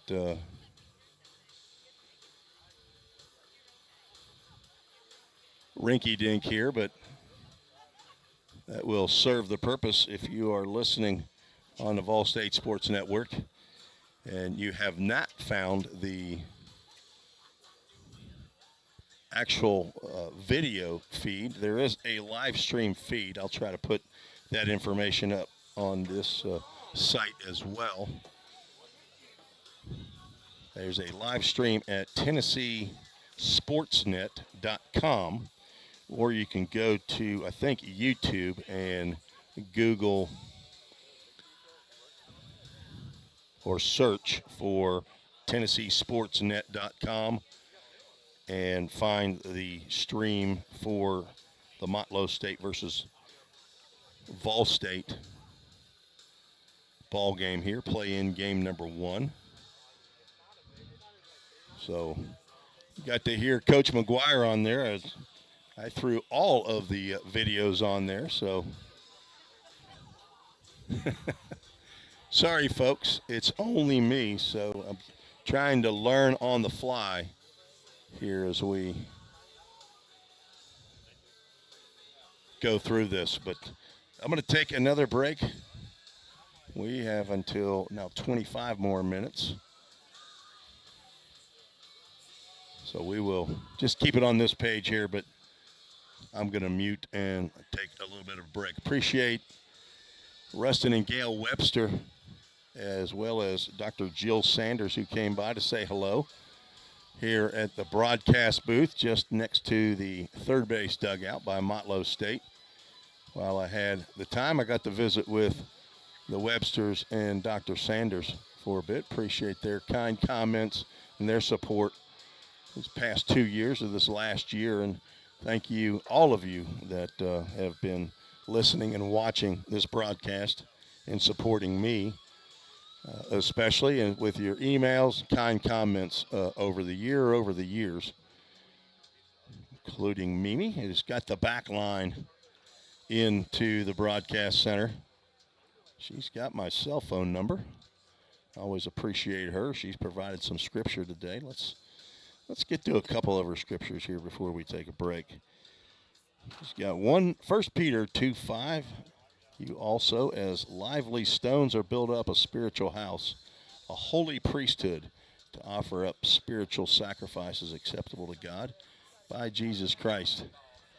She has provided scripture all year long for our Full Count Ministries verses of the game, and she has delivered again as well. So if we complete this game, which we hope without rain, lightning I'm okay with as long as it stays miles away from our location here at Columbia State Community College. But rain will not be helpful to the broadcast here, as I am outside and uncovered. I do have a tarp, as I'll give you a brief look right here at the broadcast area where I'm set up. Thank you again for joining me. I should have had the Websters in. I've been visited by both of the Dr. Sanders today, Dr. Jared Sanders and Dr. Jill Sanders here at the Broadcast Center, the Toyota of Gallatin Broadcast Center. Go ahead and throw that out there. Let's get back to the regular screen. I am allowed, I hope at least, to have that camera. Does not show game action, but you can go to TennesseeSportsNet.com for the live stream, and there's another broadcaster, I believe Greg Bradley is his name, and he is bringing you live action. So I will take a break, and we'll be back a little bit closer to game time, which is supposed to start at 5:55 p.m.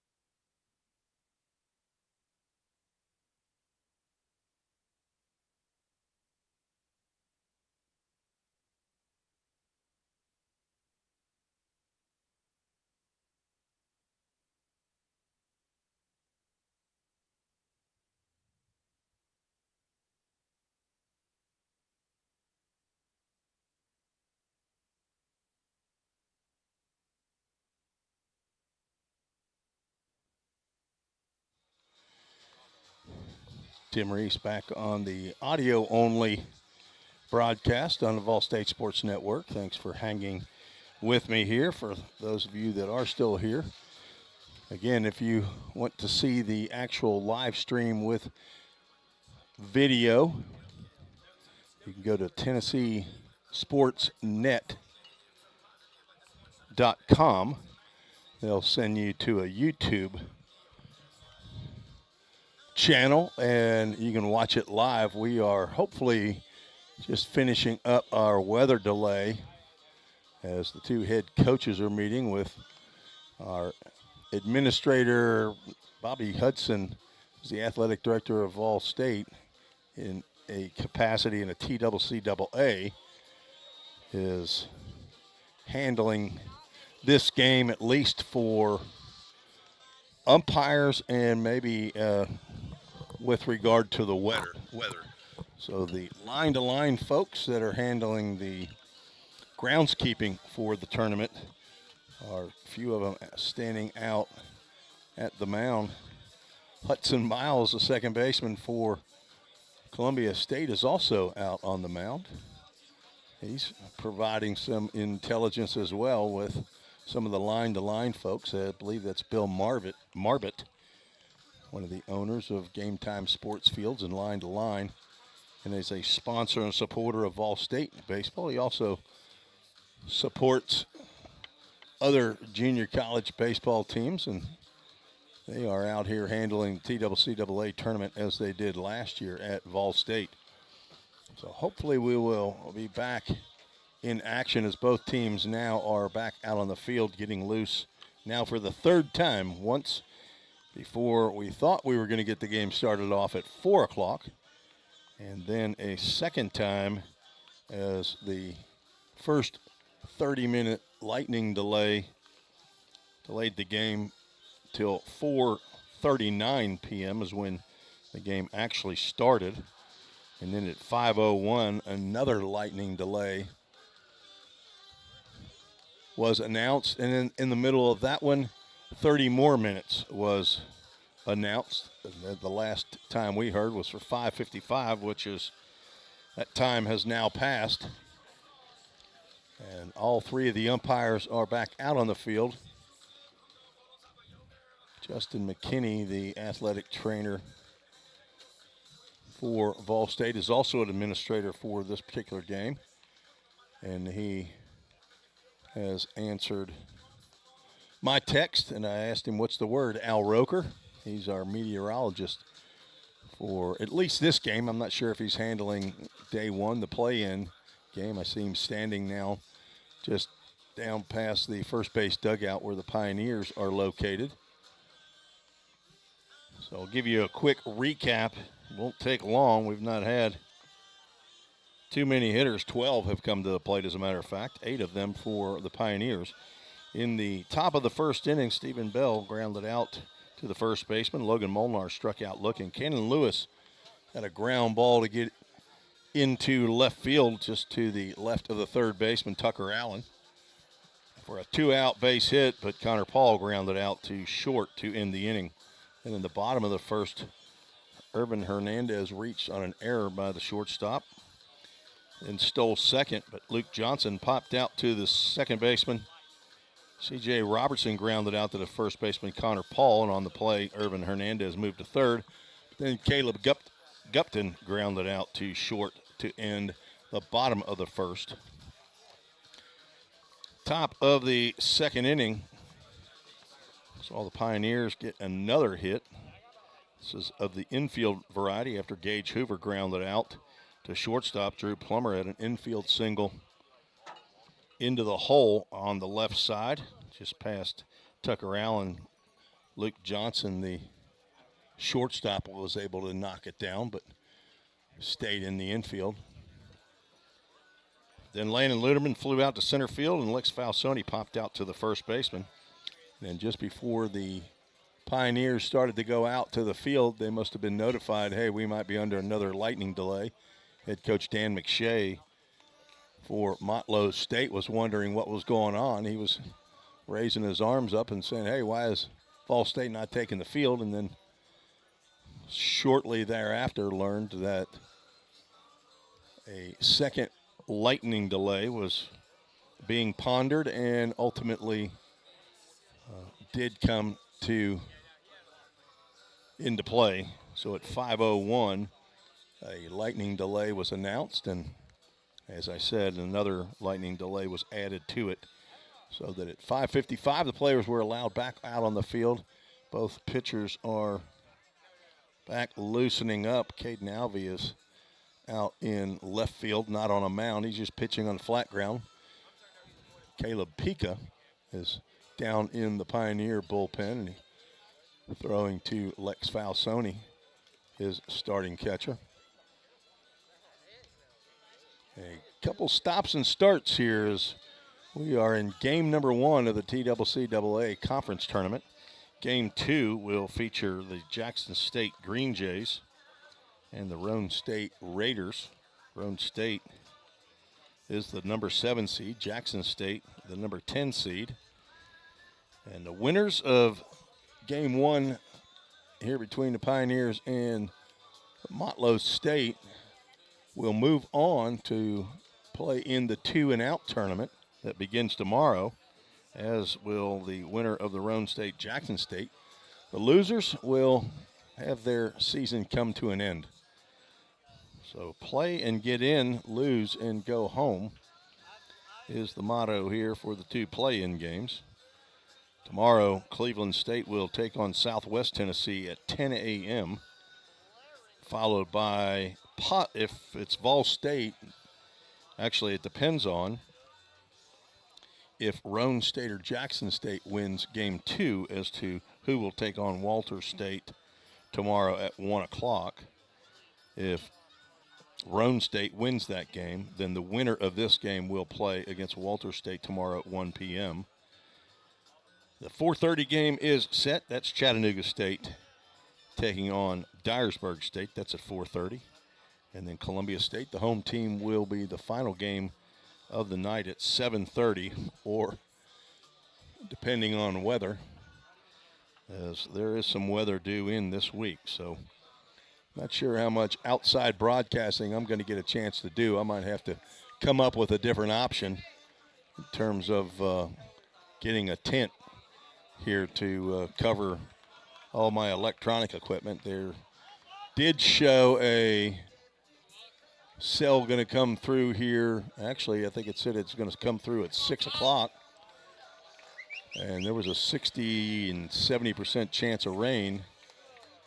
And now it's down to 30% in an hour, 30% chance of rain. So that 60 and 70% chance went by the wayside here as the Pioneers have taken the field. Umpires coming out. First base umpire Brian Sheets is looking over at the Motlow State dugout, putting up 8 fingers. I'm assuming he's saying that Caleb Pica is going to get 8 warm-up tosses from the mound, as he has now taken the mound, and he is delivering said warm-up pitches. So we are about set to begin after a little over an hour delay.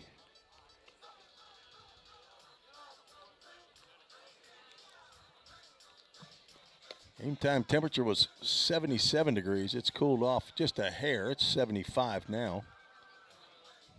Supposed to have a low of 61 here in Middle Tennessee. If you're joining us from afar, as the Fussels are in Tulsa, Oklahoma. Brad sent me an email and said that they were listening and they were watching the broadcast on Tennessee Sports Net, but listening to me, and I sure appreciate that.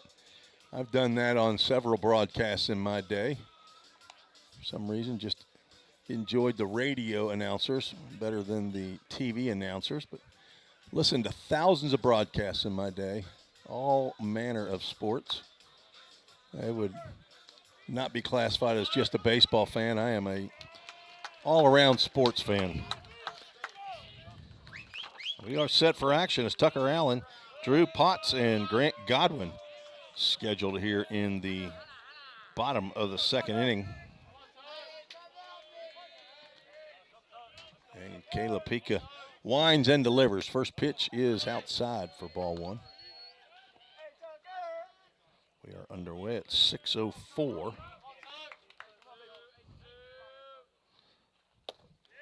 There's a strike called. Allen, a 5'11", 170-pound sophomore from Sparta, Tennessee, attended White County High School. There's a fastball in the outside corner called strike two. 6'8", Kayla Pika, the son of John and April Pika. Sophomore headed to Lipscomb University. This is inside, ball two. Allen hitting .267. 5 doubles, a couple home runs, 17 RBIs. Swings it from the right side.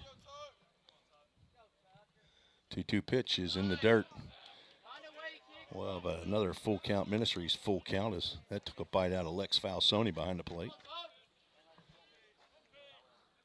On deck batter Drew Potts picks that ball up at the backstop, and the full count pitch is high, ball 4. So after an hour layoff, plus the top of the second, Kayla Pika walks the first batter that he faces here in the bottom of the second inning. Right-handed hitting Drew Potts steps to the plate. Freshman outfielder, 5'11", 190 pounds from Jefferson City, Tennessee. Went to Jefferson County High School. Pika at the set pitch throws one over the head of Falsoni, who gets it off the screen, but not able to retrieve that one quick enough, and that is a wild pitch. So a walk and a wild pitch. Kayla Pika right now looks like he's a little bit deterred during the layoff.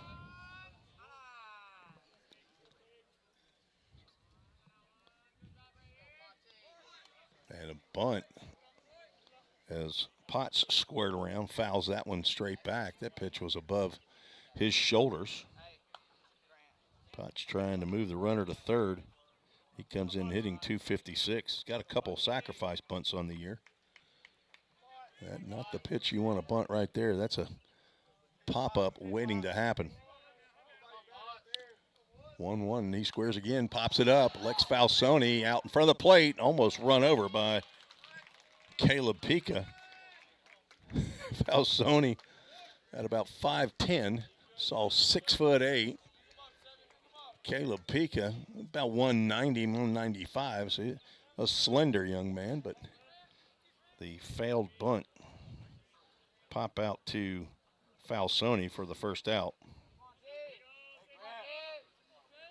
Grant Godwin, the right fielder, left-handed hitter, stands in with a runner at second and one out. The pitch, breaking pitch in there for a called strike. Godwin did not play in the series against the Pioneers back in March. Hitting .321 on the year, game number 33. Swings and misses at a breaking pitch in the dirt that squirts behind Falsoni, but Allen could not gauge the depth on that, and he stays at second base. 3 home runs, 16 RBIs for Grant Godwin. The 0-2 pitch is coming to the 6'3", 220-pound sophomore from Paducah, Kentucky. Ground to the left side. Luderman gloves, throws low over to Connor Paul, who able to catch that one right at dirt level, and now 2 outs. Nice play by Luderman to look the runner back at second. Had plenty of time, threw a little bit too quickly probably. Maybe rushed that throw, and that's why it was in the dirt. With 2 outs, that'll bring up Barron Cribbs, the catcher, hitting .154. Last on the squad in that category. Only got 10 hits in 65 official plate appearances. Looks at a called strike. He's the number 8 hitter in the lineup as Jay Pichardo, the center fielder, stands on deck. Again, Motlow State wearing their bright yellow tops and bottoms. Pants just above the ankle. Swing and a miss as Cribbs was late on that fastball. Pika ahead in the count, trying to recover from the walk and the wild pitch that put Tucker Allen on base.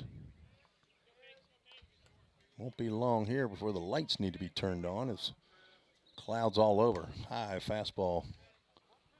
Cribbs not baited to take a cut there. Cribbs from Dunlap, Tennessee.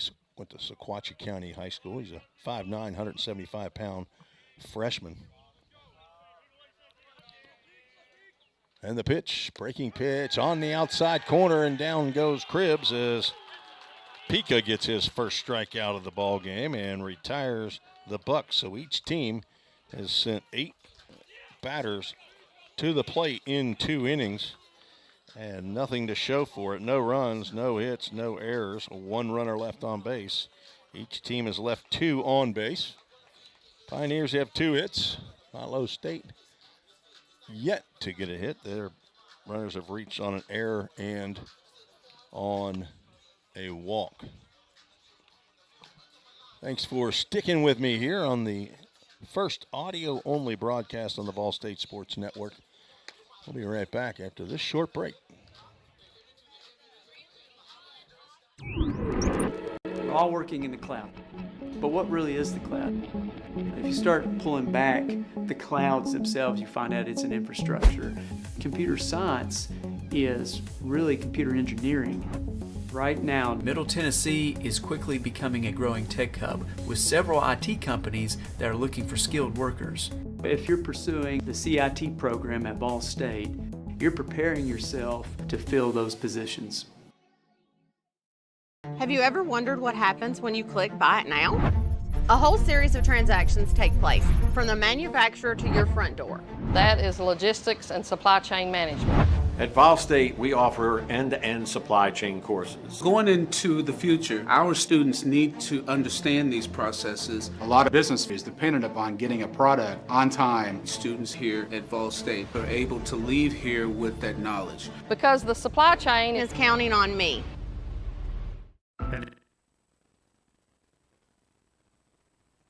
We're back.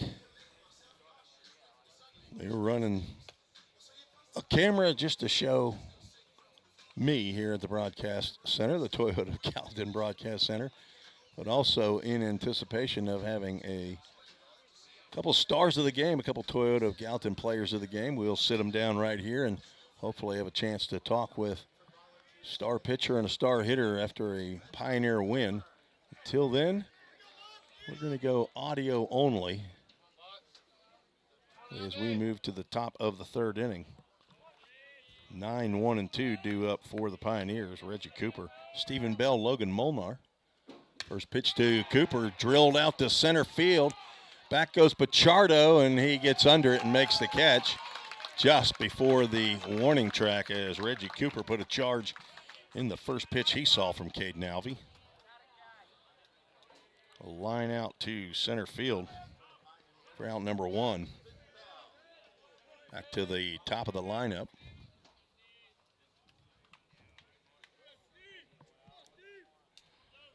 Bell grounded out to first base on a full count pitch. Looks at a breaking pitch in there for a called strike. Son of Frank and Katie Bell, brother to Mark. Twin brother, as a matter of fact. Check swing, and they say that he does not go as they check down with the third base umpire, Booker Owens.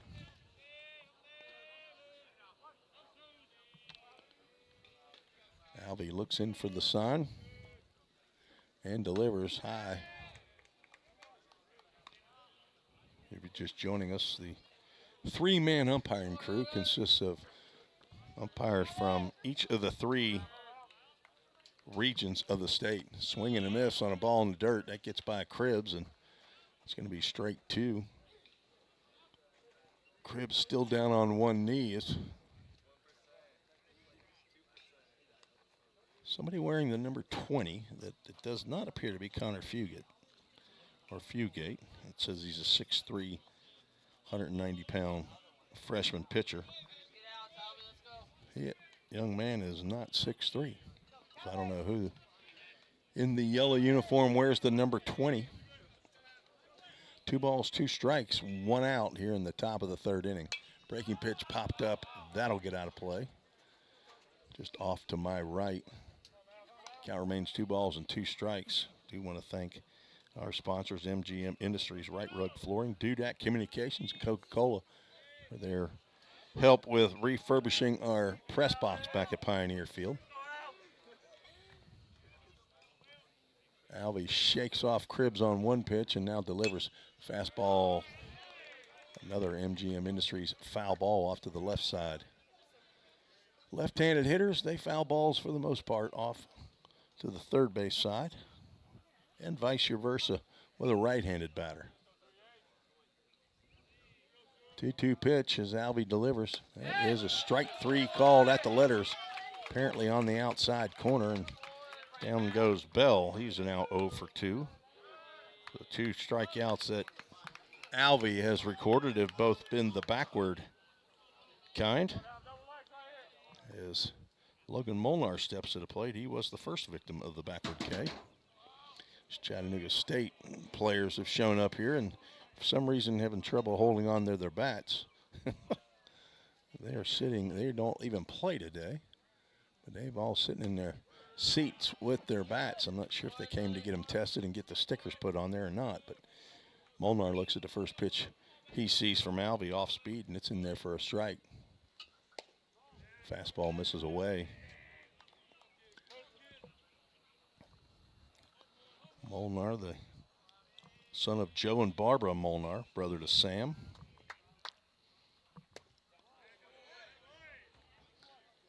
Next offering misses outside his own. 2 balls and a strike. 2 outs, nobody on.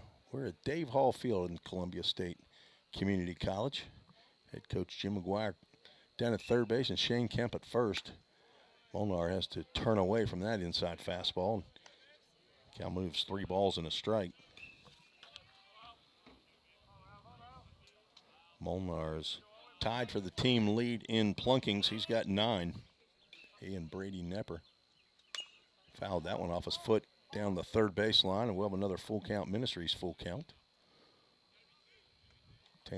Tucker Allen gives it the cursory look.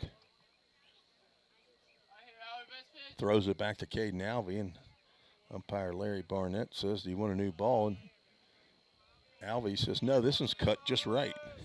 I'm going to throw this one with full count. We'll see how that one moves. Another foul ball. Full count, first pitch foul ball.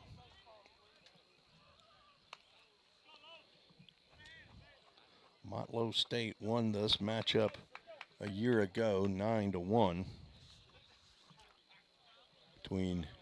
Not a year ago, in the beginning of the year, Caden Alvey and Caleb Pika matched up in game 1 of the conference series. The full count pitch from Alvey. Swing and a miss on a breaking pitch, and down goes Molnar. Back-to-back strikeouts. Ends the inning for the Pioneers. No runs, no hits, no errors, and nobody left on base. 0s on the board as Motlow State comes to the plate in the bottom of the third inning. If we can get you a little bit of Reggie Cooper, Brody Melton, and Drew Webster bios. Hi, my name is Drew Webster. I'm a sophomore outfielder from Franklin, Tennessee. I went to Christ Presbyterian Academy, majoring in business management, and I'm undecided on next year. I'd like to thank my grandparents, Grammy and Granddaddy in Madison, Mississippi, as well as the rest of my family, parents, brothers, sisters, aunts and uncles, everybody for supporting me along the way. Hi, my name is Reggie Cooper. I'm from Stewart Creek High School. I was born in Nashville, Tennessee. I'm a sophomore here at Vol State, and I play center field. I just like to give thanks to all my family members, coaches, and relatives that supported me along the way. I just want to thank you for your support. Hi there, I'm Brody Melton, sophomore corner infielder from Tullahoma, Tennessee. I study economics, and I'm going to continue my playing career at Milligan University next year in Johnson City. I would like to thank my family and friends and everybody that's been following me and supporting me throughout this ride. Three sophomores right there that will be completing their playing career. Brody Melton, of course, is finished for the year. He had a broken bone in his arm. Drew Webster and Reggie Cooper are here. Cooper in the starting lineup, and Webster's parents came by to say hello and meet me for the first time. We move to the bottom of the third inning. 9-1-2 due up for Motlow State as Jay Pichardo squares around to indicate he was going to bunt, but the pitch was way high and outside as Pika has delivered several upstairs as Pichardo will square to bunt, fouls that one back. And it was Pichardo's bunt in that third inning back on March the 2nd, laid down. Caleb Pika came off the mound, a little slippery there, and was unable to field the ground ball. Breaking pitch misses up high. Pichardo was the leadoff batter in that inning, and on my score sheet, I scored that an error by Caleb Pika. On Motlow State's, they scored that a hit for Pichardo as he fouls that one off and just nearly hits a light up on the light pole, and the lights have been turned on here at Columbia State. And that is a requirement for any team that's going to host a TCCAA conference tournament. You have to have lights, and they want your field on campus. 2-2 pitch is swung on and missed, and Pika has back-to-back strikeouts. So we go to the top of the lineup. Irvin Hernandez steps in. Hernandez, a very likable young man, 5'10", 170-pound sophomore from Cohutta, Georgia. Outgoing fella. Sees the first pitch down in the dirt. Ball one. He reached on an error by Logan Molnar in the second pitch he saw in the first. He went 1 for 4 in game one back on March 2nd. Looks at a fastball high. He grounded out against Pika in that game, walked and scored in that 6-run third, and then reached on a fielder's choice. Steps away from that one, and now is a 3-ball, no-strike count as the leadoff batter. I think your leadoff batter would have more stolen bases, but Hernandez actually got hurt in that series, and he's going to take a 4-pitch walk. That's the second walk of the ball game for Pika, and that's one of the areas that will get Caleb in trouble. Second in the conference in walks with 46. And he walks his second Motlow State buck of the game with 1 out. And Luke Johnson, the top hitter, a redshirt freshman transfer from Middle Tennessee State University, steps in. He popped out to second baseman Drew Plummer, throw over to first base. And Hernandez is back easily.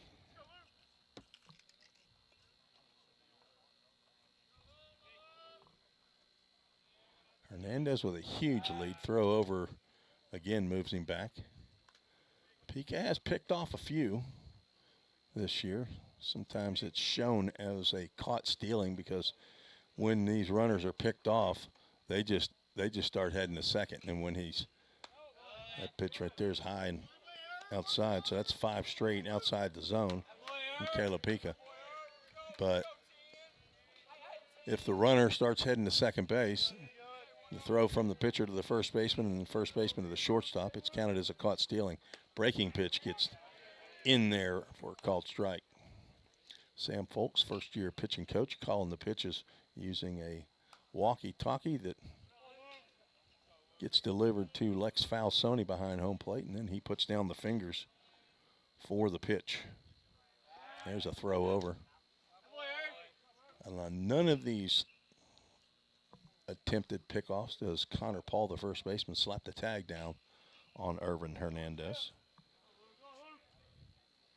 Actually, it's probably meant that Hernandez goes on first pitch, and he started to go, and I think that threw Caleb Pika off, who missed wildly high and outside, and Falsoni able to get out there and get it. That's one of the issues with a left-handed pitcher. You're looking right at the base runner, and you see him take off and you're delivering it to the plate, that has to bother your delivery. Fakes again, breaking pitch, catches the inside corner. Johnson does not agree with that call. Has something to say or ask of home plate umpire. Count is 2 balls and 2 strikes. Runner goes. Pitch is grounded foul. Dan McShay, the third base coach and head coach, makes the play. Hernandez will go back to first base. If you're just joining us, we're on an audio only as the tournament is providing a live stream. You can find that live stream at TennesseeSportsNet.com, or possibly you can go to YouTube itself. Irvin Hernandez bluffs a steal, does not go, and the pitch is outside. We'll have a full count, Ministries full count, with C.J. Robertson, DH, standing on deck. 1 out, 1 on. Hernandez hugely, and then goes back. Pitch is high, ball 4. And after Pichardo struck out, back-to-back walks. Let's see if that will earn a visit from pitching coach Sam Folks. Not yet. The dugouts here at Columbia State are actually dugout. These, you go to Vol State, the floors in the dugouts at Pioneer Field, they are on field level. These dugouts are about belt high. Breaking pitch to the left-handed hitting. C.J. Robertson poured right over the heart of the plate. Robertson grounded out to Connor Paul in the first. He has an opportunity to put Motlow State on the board with 2 on and 1 out. Both runners reached via the walk. Pica delivers. Another breaking pitch swung over the top by Robertson. Nicely located breaking pitch there, as Robertson was expecting the same pitch he got on pitch 1 with the second pitch, but it was lower in the zone, and he swung right over the top. Caleb Gupton is on deck, so left-handed hitting DH C.J. Robertson, as Pica will pirouette, turn towards second base, disengage with the pitcher's mound, and that's his one and only disengagement allowed per this batter. He does it again, the runners will both move up. If you're not familiar with the pitching rules, there is also a timer. Caleb Pica has, I think, 20 seconds. There's a ground ball. That's going to sneak into left field.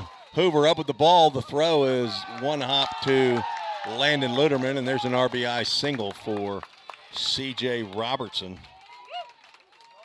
So the 1-out walk to Irvin Hernandez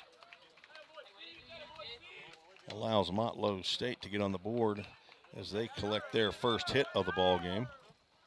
And Motlow State leads 1-0 here in the bottom of the third. Gupton stands in. He grounded out to shortstop. Molnar was playing up the middle at double play depth. Robertson went the opposite way, and it got past Molnar into left field. Swing and a miss on the fastball by Pica. So now Luke Johnson is at second base, and C.J. Robertson on at first with the RBI single. Robertson's team-leading 41st RBI of the year. Breaking pitch, grounded. That's going to get into left field as well. Hoover gloves, and he's got to play. Throw to the plate is not in time. Just to the on-deck circle side of the plate. Luderman with a great job of letting it go by, and there was a play at the plate. But Hoover's throw was just a little off. And back-to-back singles after back-to-back walks have given Motlow State a 2-0 lead, and now we will have the mound visit from first-year pitching coach Sam Folks, former left-hander at UT Martin. Came on officially in January. Got on the payroll then, but he was around the team in December, maybe even November as well. Former assistant coach, pitching coach for Shane Kemp, who's a volunteer assistant coach here. Shane Kemp was the head coach at Henry County High School, I think about 5 years. And Sam Folks went over there and worked with him for a little while. Tucker Allen steps in with still runners at first and second, only one out. Allen was the first walk by Pika. And fastball, he started to go, he did not, and it's called a ball. Close pitch.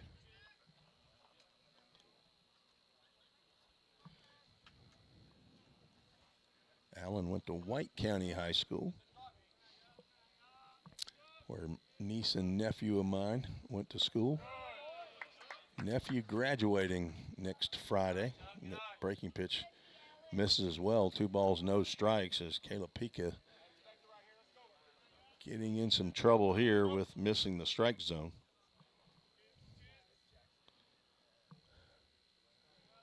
Two-oh pitch as Pika looks back at second.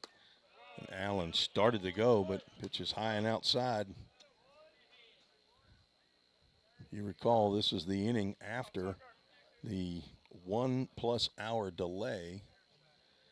Pika was supposed to come out right before that delay. There's a 4-pitch walk. That's the 3rd walk of the inning. That'll get somebody headed down to the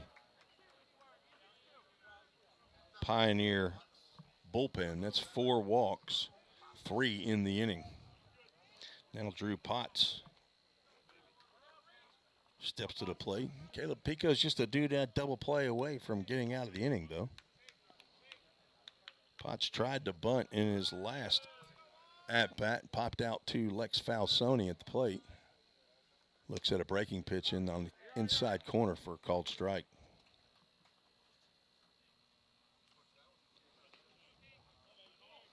Potts, a freshman from Jefferson City, Tennessee. Came in hitting .256. 11 hits, 5 of those are doubles. Looks at ball 1, low and inside.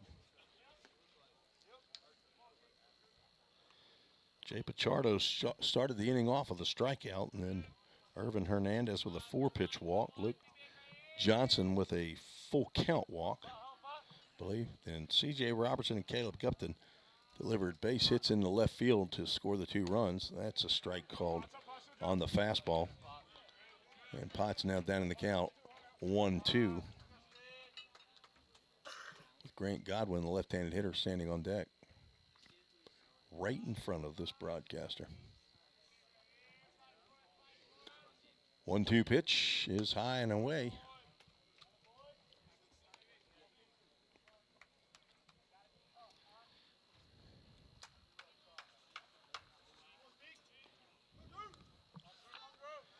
Hello to the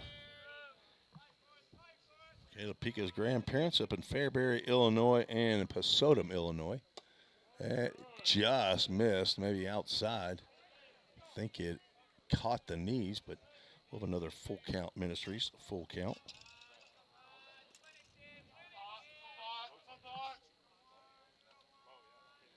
Exercise science major, Caleb Pika. I say that. Full count, swing and a miss. Got that written on one sheet, and I'm not sure that he ultimately ended with that exercise science. I've got that written on another sheet. See if I can find that. Wow, Grant Godwin steps in.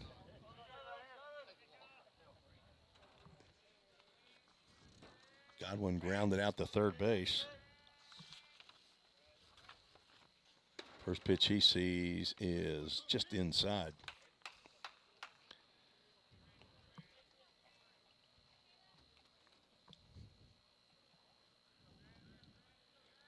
He's getting his degree, or I guess he would have if he walked. He got his degree in general studies.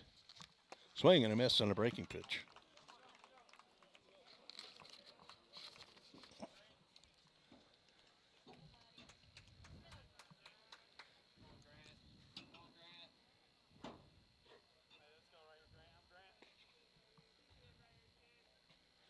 Pika trying to extricate himself as he gets another swing and a miss. Godwin is struggling with that breaking pitch. Not look good on two of them here.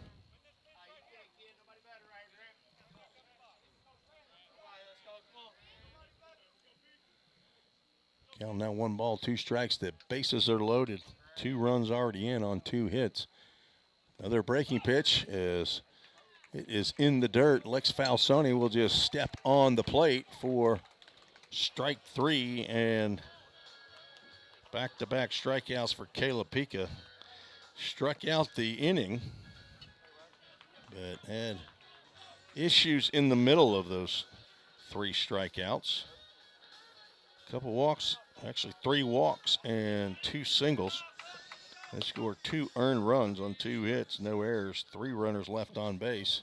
That could have been a worse inning for the Pioneers, but instead only gave up 2. But Caden Alvey has had the number of the Pioneers in now 12 innings of work, as he went 9 innings in that game back on March 2nd.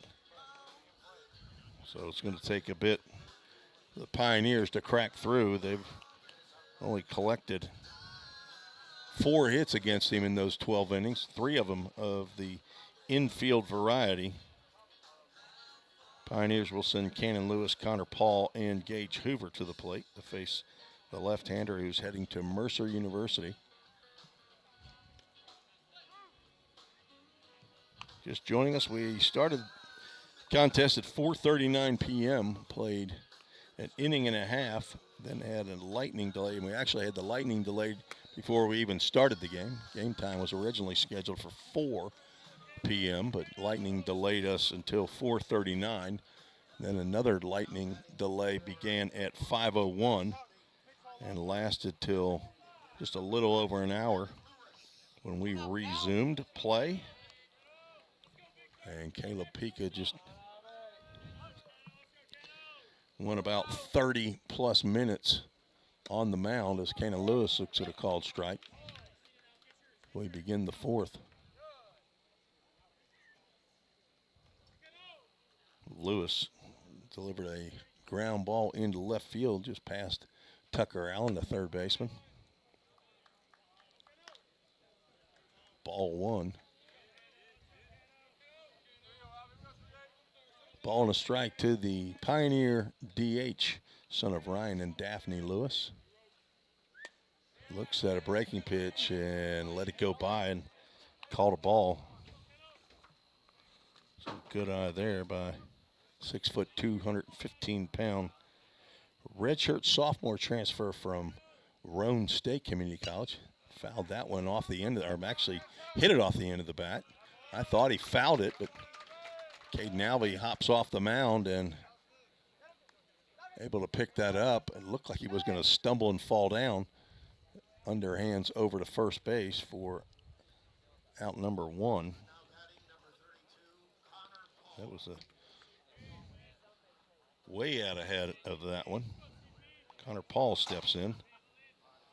He's 0 for 1. Grounded out to the shortstop. Looks at a breaking pitch in there for a called strike. 6'2", 210-pound freshman from Brentwood, Tennessee. General Studies major, the son of Jonathan and Amelie Paul. He lines one. That's going to get into left center field for a base hit. Connor Paul's a hitting machine, and it's good to see him back with the stroke. He's now 1 for 2. A 1-out knock as he lined that one over the shortstop's head into left center field. Drew Potts over to cut that one off and keep Paul at first base. Gage Hoover will stand in now. So hello to Ma'am in Tulsa, Oklahoma. Pop and Graham, also known as the Fussels, in Tulsa as well. And Nana and Grandpa in Santa Fe, New Mexico. Those are the grandparents of Connor Paul. Hoover looks at ball 1. Inside. Gage Hoover also grounded out to the shortstop to lead off the second. Foul tips that one into the mitt.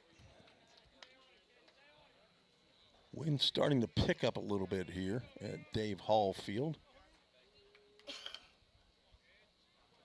If you want to join the show, feel free. Send an email to treesports@gmail.com.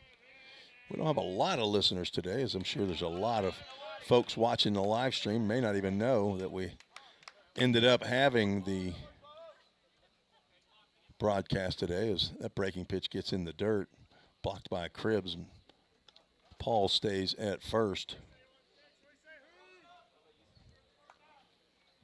Vacation got canceled, so I am back with the headset on and setting up the equipment, praying for no rain as we are outside broadcasting. Next to the Motlow State dugout, there's looked like a changeup that moved Hoover back, but it's called a strike on the inside corner.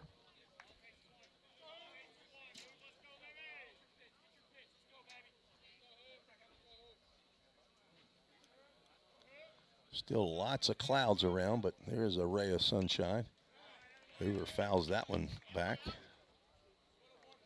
Looks like Alvey's trying to keep the ball in on Hoover. Doesn't want to let him get his hands extended. Hit his first collegiate home run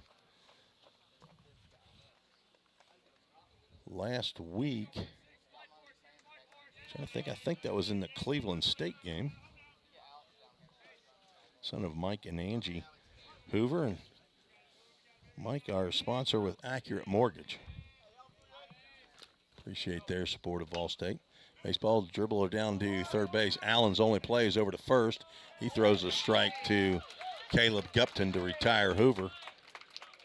Route number 2, and on the play, Paul moves down to second base. Hoover's now 0 for 2.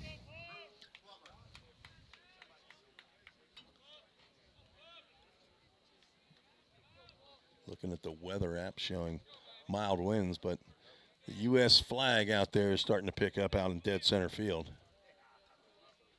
Drew Plummer steps in. He had an infield single to the left side. Looks at a breaking pitch low.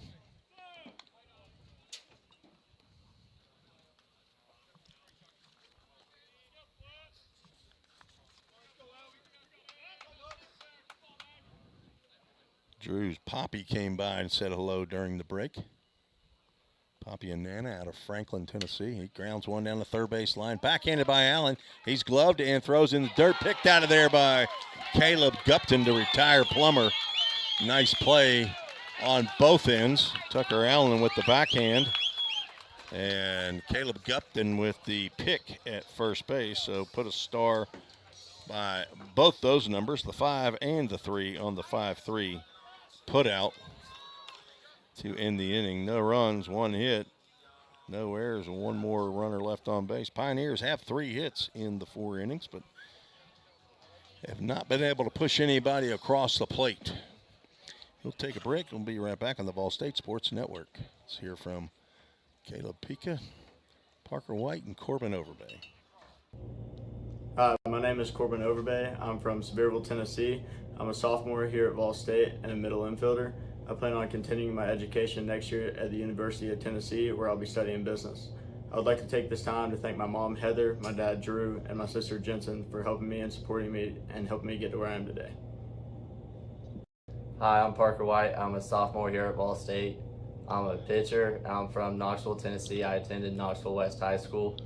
And I'd like to thank my mom and stepdad, Carrie and Craig, my dad and stepmom, Paul and Melinda, my brother, Tanner, my stepbrother, Eli, and my stepsister, Ellie, and also my grandmother, Owa, who lives in Tazewell, Tennessee, for helping me along the way.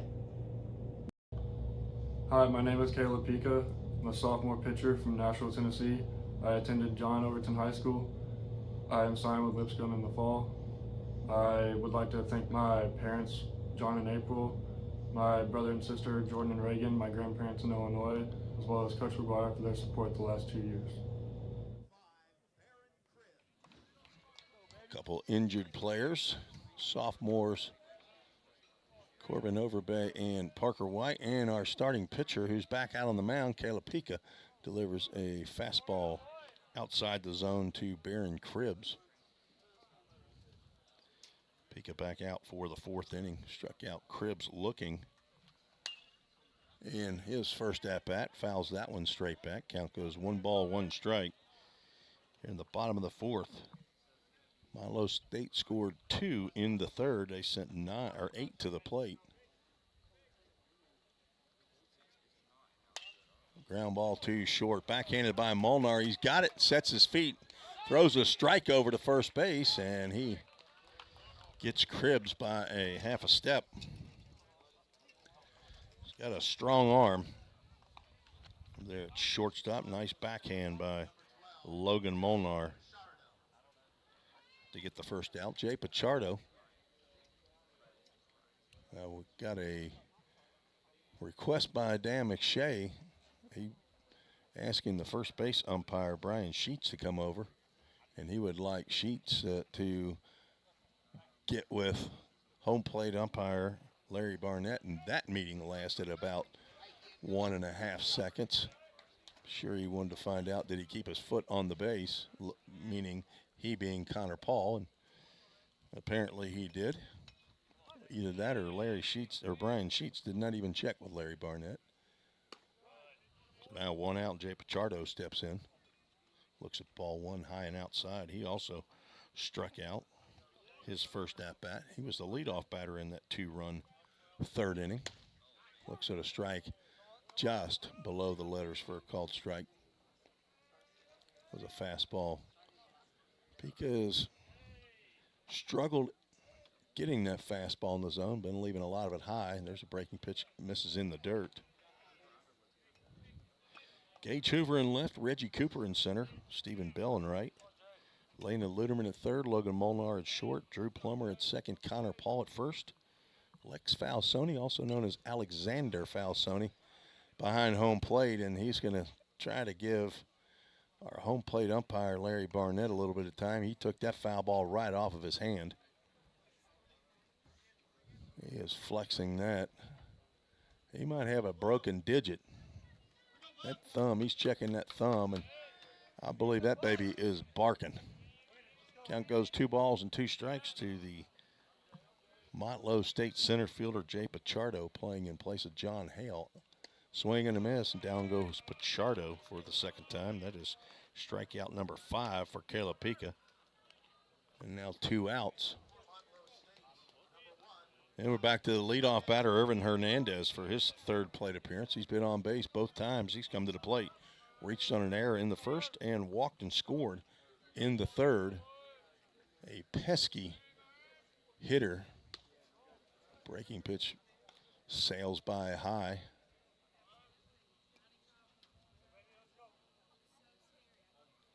Hernandez hitting .333 coming into today's game. That pitch even higher and out of the zone. Pops out of the Falsoni's glove. He started to throw another ball back to Pica, but Pica was looking down doing some landscaping work in the mound, and Falsoni had to pull that one back. Now the sun peeking back out, causing problems on the right side of the diamond as Connor Paul is putting his glove up. Pica pours in a strike there. 2 balls and a strike to the Bucks second baseman. 2-1 pitch, misses again, and Pica, who's already walked 4 in the ball game, 1 pitch away from walking his 5th batter. He's given up 2 hits. Doesn't need to give the freebies. And that one's popped up to the right side, down toward the pavilion on the right side. That'll hit the roof, and we'll have a full count. Ministries full count. Nice covered pavilion down the right side, metal roofing. That's the VIP area, I think. I'm not a VIP this year, I don't believe. I don't know that they would say that the opposing team's broadcaster. Full count pitch. Another full count first pitch, foul ball, an MGM Industries foul ball. Hits some telephone lines or electric lines just to the right. Softball field is right behind the first base stands here at Dave Hall Field. 2 outs, nobody on at the full count pitch in the dirt. Hernandez walks for the second time, and Falsoni will have to retrieve that ball. Very short backstop here. I say very short, it's relatively short. It it does trail off. So home plate is above where the backstop actually is. So 2 outs and a runner on. Luke Johnson looks at ball high and away. As I heard one broadcaster say over and over one time, not a competitive pitch. He was right. That one's competitive. Popped up, that'll get out of play, and it will be right behind the press box. One hop. Hopefully that did not catch a patron or the hamburger grill that's just outside of the concession stand. Count moves to a ball and a strike to the Motlow State shortstop. Luke Johnson has popped out and walked and scored. Runner goes. Pitch is high and away. Throw down to second is not in time. Quick tag by Drew Plummer as he started to run off the field, and Hernandez apparently just got his hand in to second base. That's his second stolen base of the ball game. He was only 5 of 6 when he came in. He's now stolen 2, so he's 7 for 8 on the season. Their leading stolen base man, John Hale, is out with a concussion today. 2-1 pitch. Popped out to left field. Gage Hoover looks like he has it under control, and he'll make the catch as he stands in the sunlight that bathes part of left field for out number 3. So a runner reaches on a walk, but is stranded at second base. No runs, no hits, no errors, and 1 runner left on base. So 2 hits in the ball game for Motlow State. They've also had 5 runners reach, or batters reached via the walk, and 1 via an error. We'll take a break, show you some more players here, sophomores and redshirt freshmen that'll be leaving after this year. Hi, my name is Zach Zimmerly. I'm a sophomore outfielder from Hendersonville, Tennessee. I attended Hendersonville High School. I will be attending UT Chattanooga to study marketing, and I'd like to thank everybody that helped me through this journey. My mom, Brandy, my dad, Jody, Pop and Peggy in Memphis, Tennessee, Grandma and Pa in Hendersonville, Tennessee, and Mimi and Mr. Bill in Hendersonville, and my brother from Hendersonville as well. Hi, my name is Alex Qualls. I'm a redshirt sophomore here at Vol State, and I graduated at Lipscomb Academy in Nashville, Tennessee. I'd like to give a shout out to my mom and stepdad, Reagan and Chad Jones, my dad as well, Big AQ, and I'd like to shout out my little sister who's currently at Dyersburg State, Chloe Jones, and also I'd like to shout out my grandparents, Mimi out of Mount Juliet and Big Jim out of Brentwood.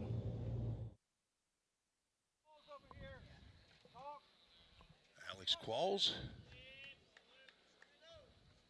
Zach Zimmerly there on the bios as Landon Luderman steps in, looks at a breaking pitch for a called strike.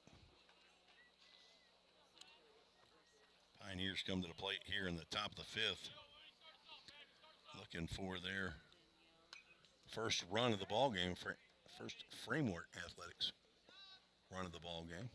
Luderman fouls the second offering he sees back to the screen. Down in the count, no balls and 2 strikes. Sun is causing shadows here at Dave Hall Field. Caden Alvey back out on the mound and set to deliver left on left. Swing and a miss on a breaking pitch in the dirt. Luderman is tagged out. He is now 0 for 2. 4 strikeouts for Alvey. So 2 sophomore left-handers going at it here in the very first game, the play-in game at the TCCAA conference tournament. Lex Falsoni popped out to the first baseman. Comes to the plate. First pitch he sees, something off speed in there for a called strike. Couldn't see if there's some break from it. I am right next to the on-deck circle for Motlow State. Swing and a miss on a breaking pitch. A little bit of sun that is between the pitcher and home plate. Home plate is in the shade. Pitcher is mostly in the shade, but there's some sunlight between him and the plate. 0-2 pitch, swung on, could not hold up. Falsoni on a ball in the dirt, Cribbs will complete the out, throwing down to first base, and back-to-back strikeouts to start the fifth. Put out 2-3, and Reggie Cooper will step in. Another sophomore transfer from Cleveland State. Lined the first pitch to Jay Pichardo out in center field. He does not go after the first pitch. And this at-bat's a fastball right down the can. Or so it seemed. He raised his arms as though it was inside, but he cannot. Let's see if they're going to say he went down. First base umpire, who's looking into the sun, said he did not go. I would say, from my vantage point, and I'm right behind or off to the side of Reggie, I thought he went. Mr. Sheets down there looking into the sun, though. He's putting his hand up to shield it, but pretty hard for him to see. That sun is devastating right now where it's sitting. 2 balls and a strike. Alvey delivers. Johnson swings over the top of the breaking pitch. Count moves to 2 balls and 2 strikes. Stephen Bell, the leadoff batter, is on deck. Alvey, a left-hander, delivers. Another breaking pitch. Cooper able to hold up on that one, and count moves to a full count. Ministries full count. I'd like to thank Josh Carmen, and Director of Baseball Operations, General Manager and Head Coach of Full Count Rhythm, for their support of Vol State baseball. There's a line drive down the third base line, but it will go foul. So full count, first pitch foul ball off the bat of Reggie Cooper from Stewart's Creek High School. 3 Stewart's Creekers in the lineup, starting lineup. Gage Hoover, Lex Falsoni, and Reggie Cooper. Stewart's Creek over in Smyrna, Tennessee, just east of Nashville. Full count pitch is in there for a called strike. Cooper does not even offer, and a backward K in the book as Alvey strikes out the side and gets 4, 5, and 6 for the ball game. And that is the second 1-2-3 inning delivered by Caden Alvey. We're moving to the bottom of the fifth. You're listening to the Ball State Sports Network. What's up? I'm Brett Dowling. I'm a right-handed pitcher from Mount Joy, Tennessee. I graduated from Green Hill High School. I'm a true sophomore here at Ball State. Next fall, I'll be attending University of Tennessee in Knoxville. I want to give a big shout out to my parents, Chad and Shelly, for everything done for me throughout my career. A big shout out to my big 3 pitching coaches, Jerry Bell, Braden Kale, and Sam Folks. Best guys I know. And then lastly, I'm going to give a shout out to all my grandparents, Nana and Papa from Central City, Kentucky, Grandma from Portland, Tennessee, Grandma Sylvia and Poppy from Madison, Alabama, and Granddaddy from Bowling Green, Kentucky. Hey, my name's Stephen Bell. I'm from Brentwood, Tennessee, and I went to Ravenwood High School. I'm a sophomore outfielder here. I'm committed to play at Eastern Michigan University. I'd like to thank Mom and Dad, Frank and Katie, for all the support this year, and as well as twin brother Mark at Tennessee Tech.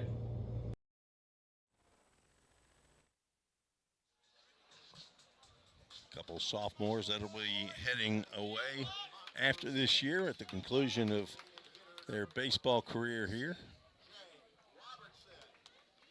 Both have graduated, and don't know that they walked through the ceremony today. I didn't get the information as to who actually walked or attended the graduation, but both of those guys got their degrees, computer science and accounting, respectively, I believe. First pitch to C.J. Robertson is high as we begin the 5th inning. That one's grounded over toward the Pioneer bullpen, or the dugout, and Noah Ward boots it, reaching over the dugout fence. 1-1 pitch in there for a called strike. Didn't look like Robertson was ready, but just took that one. He's 1 for 2. Delivered the RBI single to get the first run of the ball game in for Motlow State, and went to the left side, able to hold up on that breaking pitch. Count moves 2 balls and 2 strikes. Wind blowing out to dead center field right now. 3, 4, and 5 due up here in the bottom of the 5th. Swing and a miss as Robertson was way late. Must have been expecting the breaking pitch. He swung when that ball seemed to be in Lex Falsoni's mitt. He's now 1 for 3. Caleb Gupton, who also singled and drove in a run in the 2-run third, steps in. Hit a single in the left field, bats with nobody on, swings and misses as the first pitch he sees.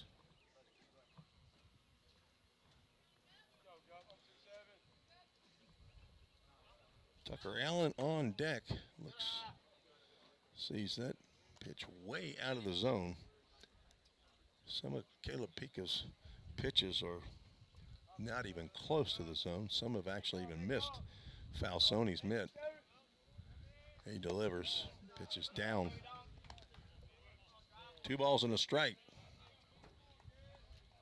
Number 27, Caleb Gupton from Davidson Academy. I think they're the Davidson Academy Bears. Falsoni tried to pick that one. Didn't stick it necessarily, but did try to catch it coming up, but called a ball down low. Gupton is going to take a walk as that pitch misses. That is the 6th walk of the game for Caleb Pica, now 52 on the season as he has taken over the lead. Not a category you want to lead in as a pitcher. Second in the conference is the birthday boy, Caden Johnson, who is hustling down to the bullpen. As Tucker Allen looks at a called strike on the fastball. Caden Johnson might be in relief here in game 1, as there is a right-hander getting loose. Jack McLaury looks like loosening in the bullpen. Swing and a miss as Pica gets ahead of the third baseman for Motlow State, Tucker Allen, who's walked his first 2 plate appearances. He's down in the count, no balls and 2 strikes. Pica looking maybe for a ground ball or a strikeout. He got the ground ball. Glove bobbled by Molnar, does get the throw over to Plummer. So 1 is all they'll get, as Plummer had to make a nice play to make the catch and keep a toe on the base. Molnar had to range a little bit to his right. And the ball hit his glove, fell out. He had to recover. And through sidearm, falling away from the base. Did deliver a throw that Plummer could handle. 2 outs. Now pop up down on the left side. I don't know that anybody's going to be able to get there. It's going to be foul, though. Down toward the home side bullpen. Does fall, and Landon Luderman retrieves that, throws that to the Motlow State dugout. Thanks for joining me on this audio-only broadcast. Kind of a surprise broadcast. A, I was supposed to be on vacation, and B, didn't know that they would allow me to broadcast from here. Pitch is outside. Drew Potts, who's 0 for 2. Pop out and a strikeout. Stands in there against 6'8" Caleb Pica. Fouls that one off the screen. Stays inside the field of play. Falsoni will retrieve it himself. Frederick Harris was coming out of the dugout for Vol State. He was going to make an assist, but Falsoni got to it first. Pica comes set, looking right at the base runner at first, delivers a swing and a foul tip into the glove of Lex Falsoni for a strikeout, and that will retire the Bucks in the 5th. Pica is still playing with fire with the base on balls, but able to get out of it again in that inning. A 1-out walk, worked around, so no runs, no hits, no errors, 1 more runner left on base. That's 7 in 5 innings by Motlow State, but the score is still within reach, 2-0 for the Pioneers.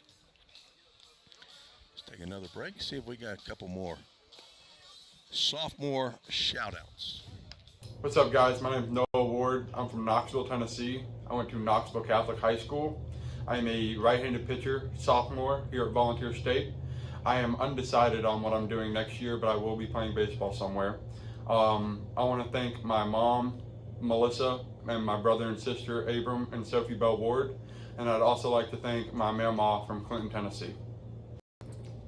My name is Christian Dunn. I'm a sophomore catcher, and I attended Carterville High School. And I'd like to shout out for my parents, Cordell and Baisha Dunn, and shout out to my siblings, Shannon, Shalina, Nia, CJ, Colin, and Bailey.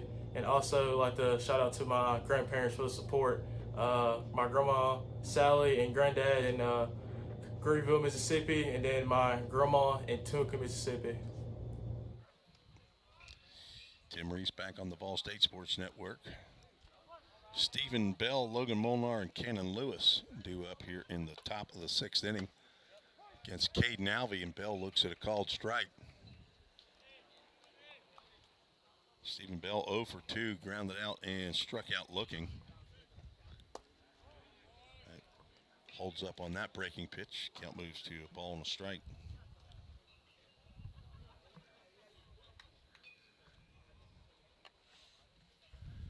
Alvey, 69 innings this year.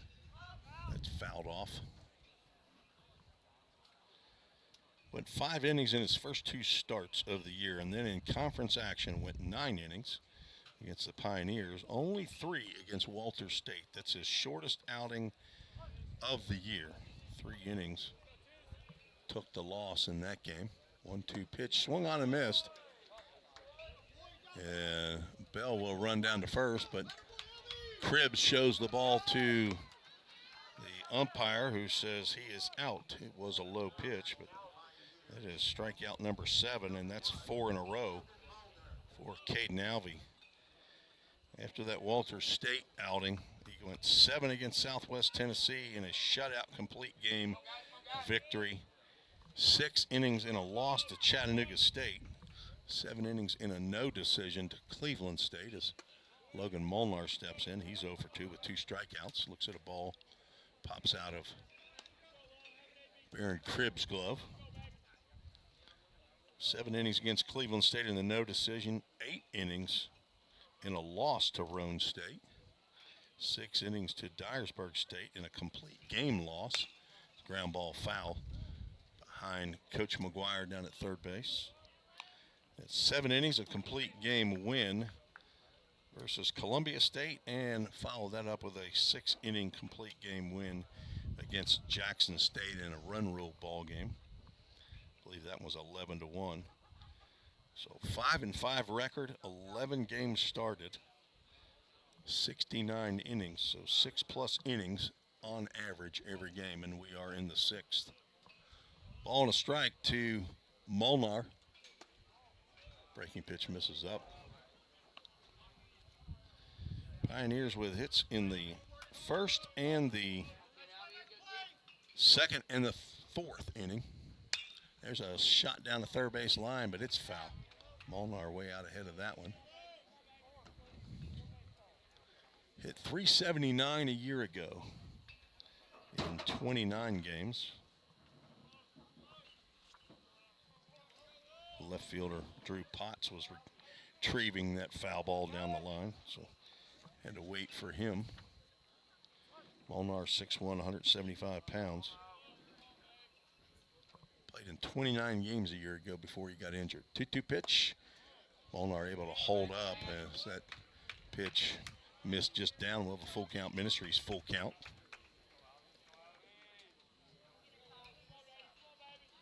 On deck is Cannon Lewis, 1 out. There's a drive to right field. That will get down in front of Grant Godwin. There's the 4th hit of the ball game. Logan Molnar picks up the safety. He's now 1 for 3. So Cannon Lewis will step to the plate with 1 on and 1 out. Again, if you're just joining me and you're not aware, there is a live stream at TennesseeSportsNet.com. We'll send you to a YouTube channel. Lewis looks at a called strike. You can watch the live stream and listen to me on the Ball State Sports Network. I won't mind. Probably several injured players for Vol State watching and listening. Breaking pitch to Lewis. It's in there for a called strike, and Cannon now down in the count 0-2. Cannon started in the DH role, I think for the first time there, maybe the second time. Hadn't been out of it since then. Foul tips that one in and out of the glove of Cribbs, who seems upsetted himself. Glove comes out of his hand. Not sure if it injured him or not, but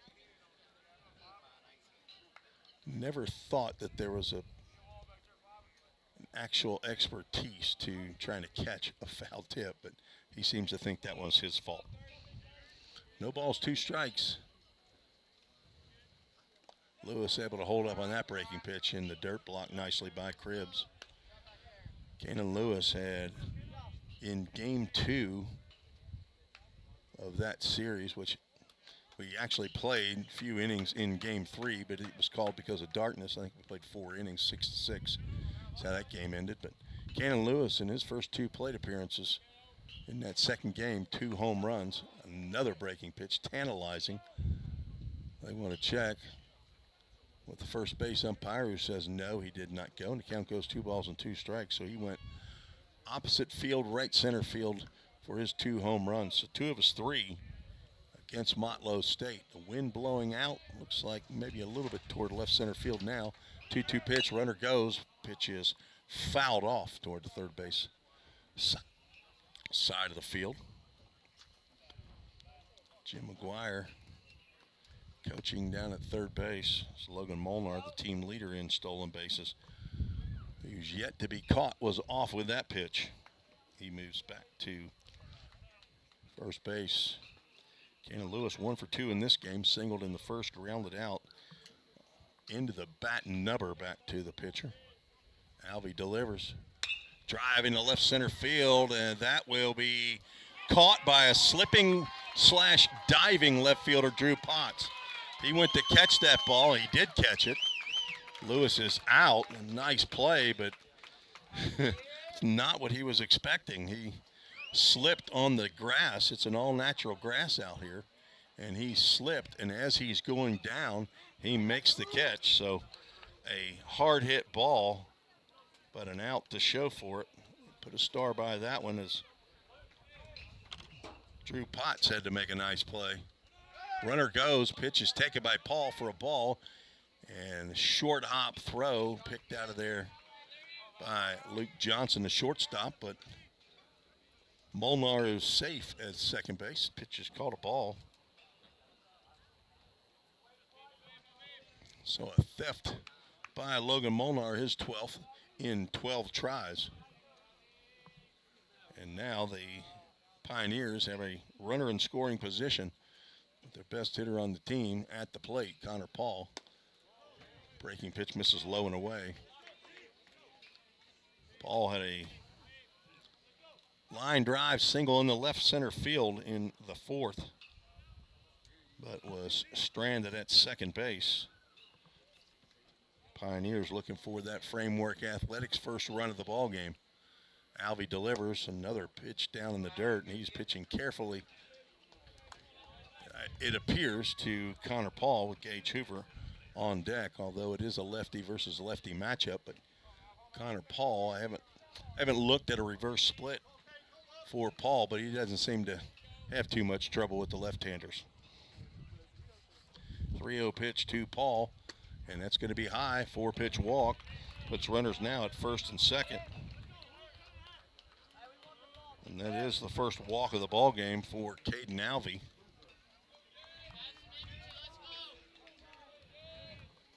And out of the dugout will come head coach / pitching coach Dan McShay. He hustles out to talk to Alvey, and the entire infield will join the conversation. Fall State, if they win game 1 here today, and if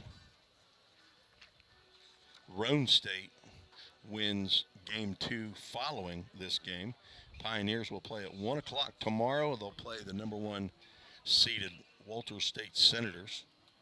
Rome State would then take on the home team, the Columbia State Chargers, at 7:30 tomorrow night, weather permitting. We do have some weather issues that probably will raise their head here this week. Gage Hoover with a chance to get the Pioneers on the board with 2 outs, steps in. He hits a slow roller down to third. Tucker Allen's going to glove and step on third base for out number 3. So Hoover grounds into the fielder's choice, 5 unassisted for the 3rd out. And the Pioneers strand 2. 1 hit, no errors through 6. Caden Alvey is pitching the shutout while scattering, literally scattering 4 hits. We'll take a break. We'll be right back on the Vol State Sports Network. What's going on? My name is Caden Johnson. I'm from Huntsville, Alabama. I'm a left-handed pitcher here at Vol State. I'm a redshirt sophomore.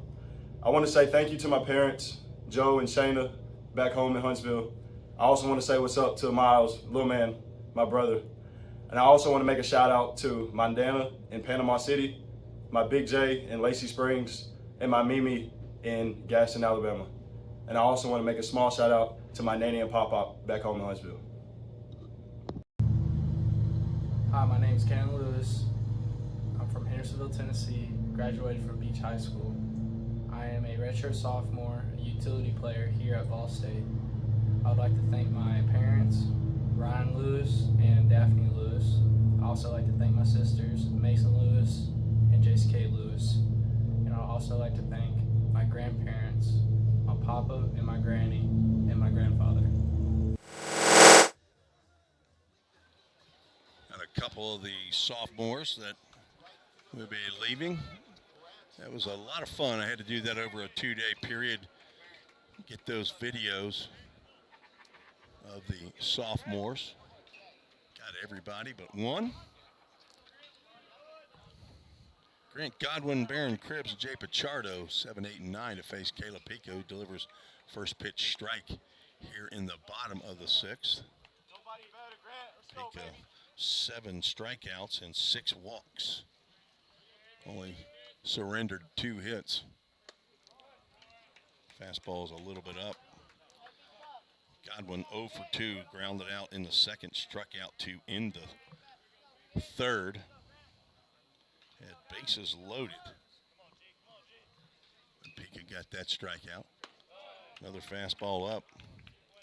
Don't know what the pitch count is for Caleb Pica, but when you strike out 7 and walk 6, that does not bode well for the pitch count. Breaking pitch sails right over the plate, and Godwin knows he missed that one. Does not offer. Count goes 2 balls and 2 strikes. Motlow State scored 2 in the bottom of the 3rd, and that's the margin. 2-0 here in the win or go home. Swing and a miss on a breaking pitch in the dirt. Blocked by Falsoni, and he'll throw down to first base and complete the out. Back-to-back strikeouts for Godwin as well as Caleb Pica. That's number 8. Struck out Potts to end the 5th. And now Godwin to start the 6th. Sitting outside today praying for no rain. Cribbs squared around the bunt, but took ball 1. Drew Plummer, the second baseman, heading over toward first base in case he needed to cover. Swing and a foul tip. That caught his opposition there. Lex Falsoni took that one off the mask.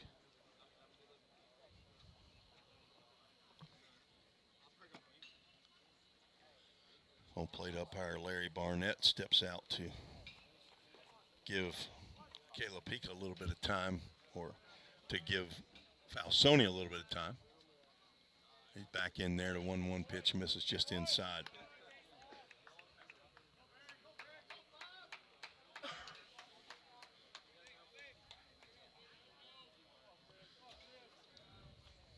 plan on broadcasting if the Pioneers continue in the tournament.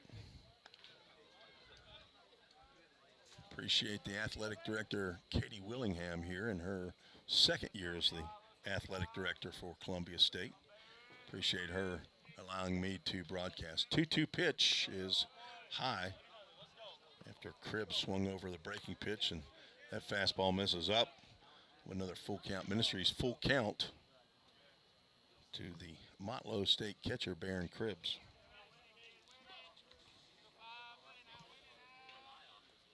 Jay Pichardo on deck, and he's going to get a chance to bat with a runner at first base as Pico walks his seventh batter.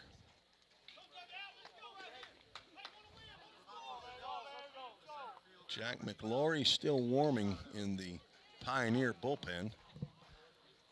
Caden Johnson has his warm-up off. He just hopped over the fence for some reason. Not sure if a ball went over there or not.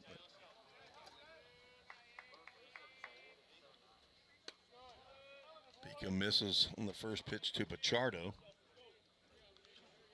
Up, and I'm guessing it's not going to be too many batters that Caleb Pico will be throwing to. If probably another batter gets on base, it's probably the end as that pitch misses well outside the zone.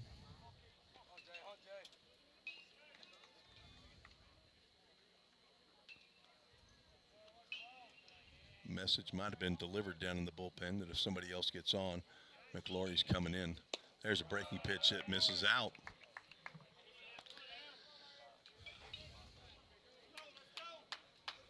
Now after a walk to Cribbs, Pichardo has a 3-0 count.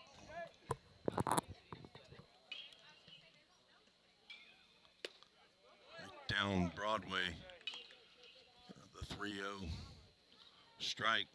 Irvin Hernandez, leadoff batters on deck. Pichardo's been a strikeout victim twice today. And he swings and foul tips that one back. It clips a little bit of Falsoni's glove, and we'll have another full count. Ministries full count. They have not had a do-dat double play today. Caleb Pico would love to end the sixth with a do-dat double play. Thanks to Craig Sinard over at Do-Dat Communications for their support. Ball State Baseball. You see that baseball logo behind the players. There's ball 4. Back-to-back walks, and that might just end the game as Coach McGuire is out of the dugout, and he is pointed down to the bullpen. And Kayla Pica will finish. She's thrown to 27 batters. He will come off to some applause with that's his last pitch that he throws for the Pioneers. He has had an excellent career. 8 walks in the game. And 8 strikeouts. As he goes 5 1/3 innings, giving up only 2 hits. Right now, 2 runs, which are both earned, but the 2 runners that are on base are his responsibility as Jack McLaury comes into the ball game. Freshman from Independence High School, as we have a Summit Concrete call to the bullpen, 6'1", 155-pound freshman from Las Casas, Tennessee. He's a right-handed pitcher, a general studies major, the son of Mike and Ashley McLaury, the brother to Judd. Grandson of Grandpa Mahoney and Grandma Deb in Iowa and Meany in Murfreesboro. McLaury comes into his now team-leading 16th ball game. 4.76 ERA and 22 2/3 innings, has 1 save. 25 hits, 16 runs, only 12 earned, 14 walks, 18 strikeouts. Doesn't throw it hard, but he can throw 3/4 and come and drop down sidearm. As I said, he got his first win as he pitched against Motlow State in Game 2, that 14-10 ball game that the Pioneers won. He's going to come in with 2 on and 1 out to face the top of the lineup.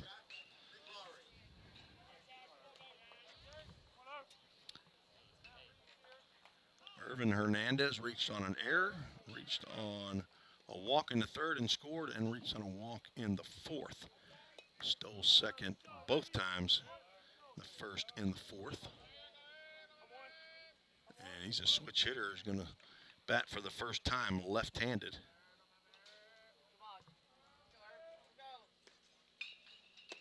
Looks at the first pitch from McGlory. It's in there for a called strike. So Pekin goes 5 1/3, 2 hits. Right now, 2 runs. 8 walks, 8 strikeouts. Gives him a total of 90 strikeouts for the year. McGlory delivers fastball missed somewhere. It wasn't up or down. I can see up or down from my vantage point now. It's the in and out I don't see. Normally when I'm behind home plate, it's just the opposite. But I am out next to the third base dugout if you're just joining me. Out in the elements and in the people.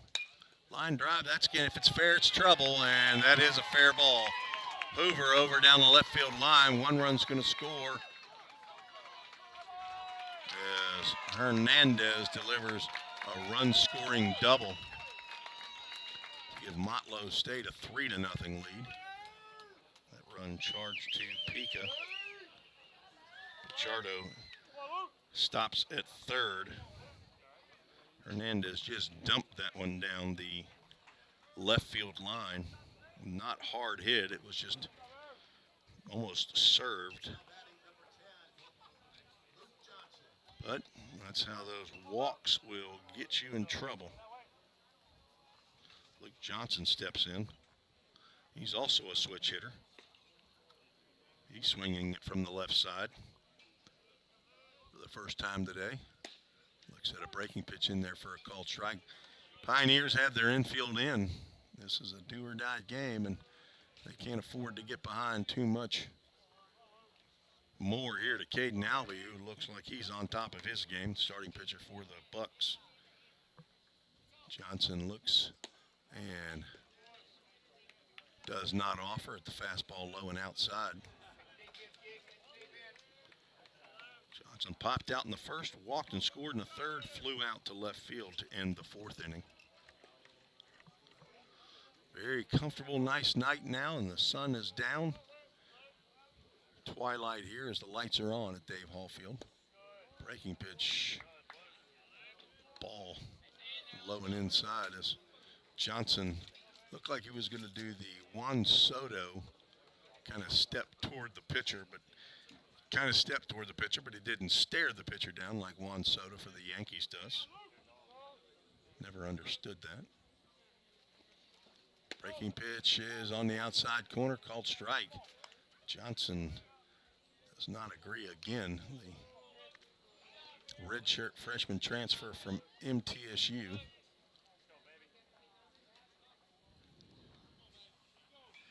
Tanner Jones, outfielder not in the lineup, also a redshirt freshman transfer from MTSU. Ground ball to second. Drew Plummer has the out at first, and he throws it wildly. Everybody's going to be safe. For some reason, Plummer lobbed over to first base. He had Irvin Hernandez, who had gone to third base, but the runner at third, Jay Pichardo, did not try to score on that. Plummer throws to first base, draws Paul off of first base. And at that time, Pichardo decided to go.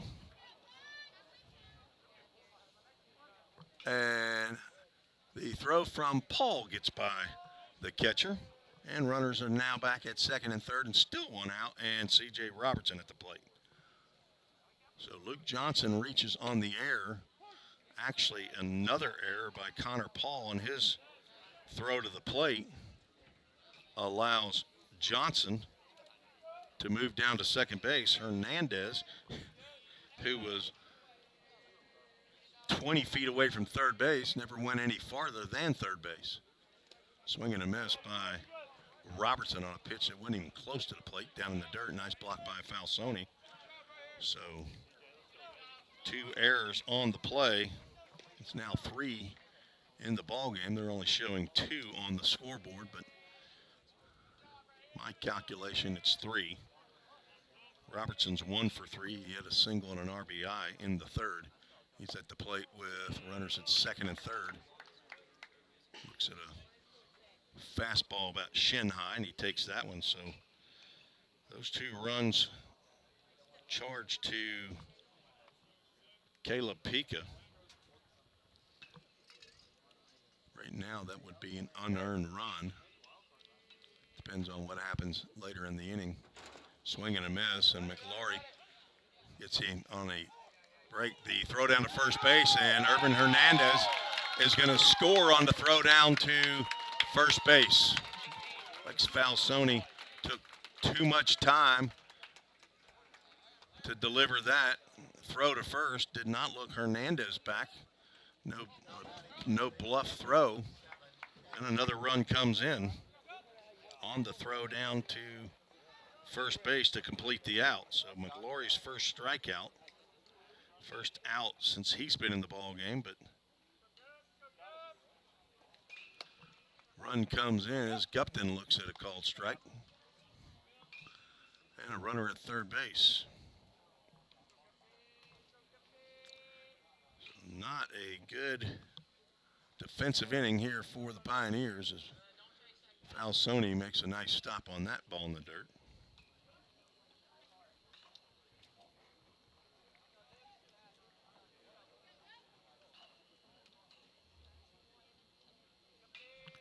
No error charge to Falsoni. It's just more of a mental, I guess.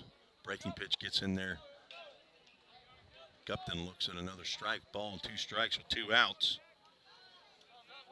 Only 1 hit in the inning. 2 walks and 2 errors. Delivered 3 runs for Motlow State. There's a fastball just outside.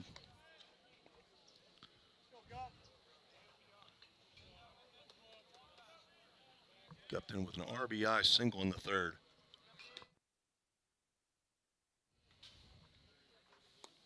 Does not offer at that breaking pitch. Count goes full. Full count Ministries, full count with 2 outs and a runner at third. Somebody standing in the Motlow State dugout with deer horns and pom-poms on a helmet. Apparently that's the rally hat. 3-2 pitch. Strike 3 called at the letters on the outside corner as Gupton goes down looking. Back-to-back strikeouts for Jack McLaury. But Motlow State collects 3 runs on only 1 hit, 2 errors by my calculation, and 1 runner left on base. We are 2/3 of the way through this ball game, and Ball State is down 5-0. And with Caden Alvey on the mound, that's big right now. We'll be right back on the Ball State Sports Network. Cybercrimes take place online, and companies need more well-trained workers to stop it. Ball State is training me to help combat cybercrimes in the future. We're training them for those type of jobs that are out there. Ball State CIT programs prepare students to earn industry standard certifications within the IT industry. I choose Ball State because the future needs me now. My story could be your story.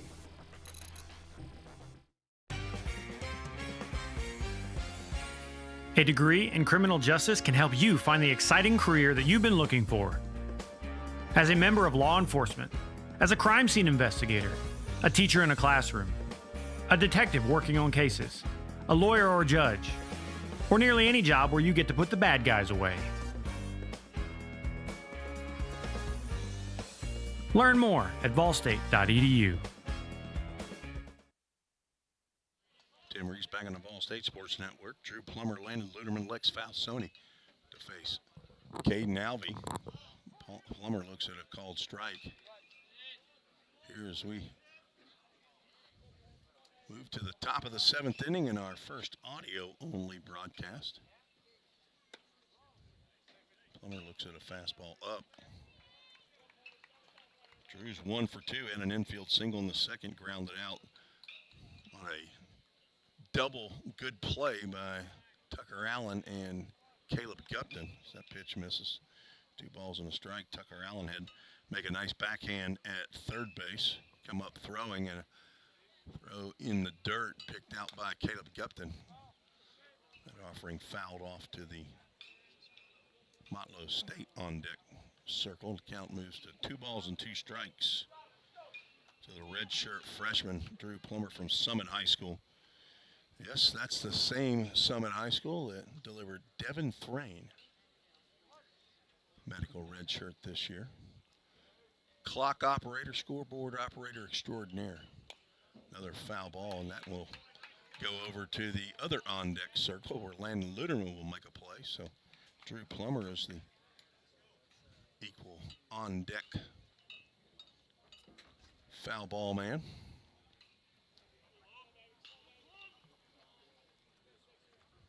2-2 pitch from Alvey. Reached out by Plummer and just gets a little bit of that one. Is almost pulled that one off the dirt, fouls it off.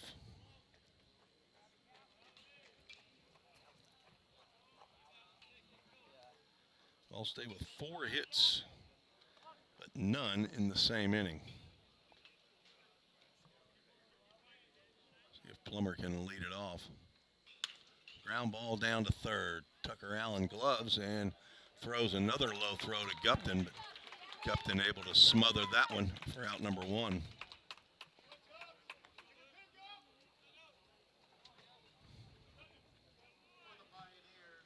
I don't think there's any live scoring of this game. I'm pretty sure that I know the Motlow State never live scores. They don't even have their 2 games that they played against BCA this past week. They played them on Monday.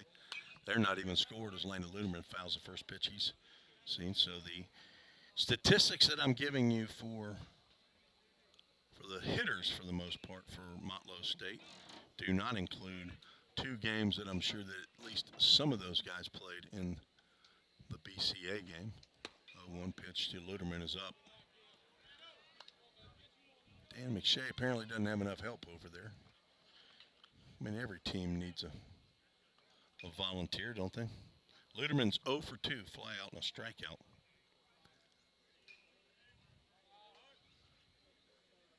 Looks at a called ball. Have no idea where that missed. It couldn't have missed up or down. Definitely wasn't down. If he called that up, I would not have agreed with it. Swing and a miss on a pitch that was out of the zone, and Alvey gets it back. 2 balls and 2 strikes. Luderman has not looked comfortable his last 2 plate appearances. Lefty on lefty matchup. See if he stays in here on this breaking pitch. He does. Does not offer. And it was a breaking pitch. Full count Ministries, full count. Shane Kemp, volunteer assistant coach down at first base, not had a lot of action down there. Jim McGuire's had no action at third base. Swing and a miss on the breaking pitch. Down goes Luderman. Now 8 strikeouts for Alvey. He has matched Caleb Pica, who finishes the ball game 5 1/3 innings, gives up 2 hits, 4 runs. By my calculation, only 2 of those were earned.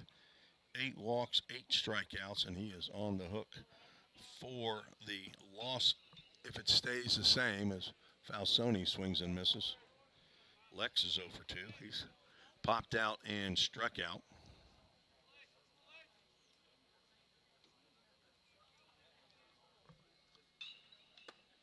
Does not offer at that pitch above the letters.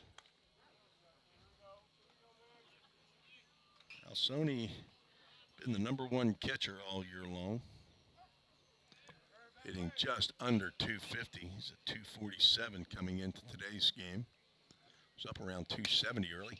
Shot to the backhand of the shortstop, Luke Johnson, up and over. Nice play by Johnson with that backhand. And it is 3 up, 3 down for the Pioneers, who are running out of outs. No runs, no hits, no errors. Nobody left on base. We head to the bottom of the seventh. It's stretch time here at Dave Hall Field. What's going on?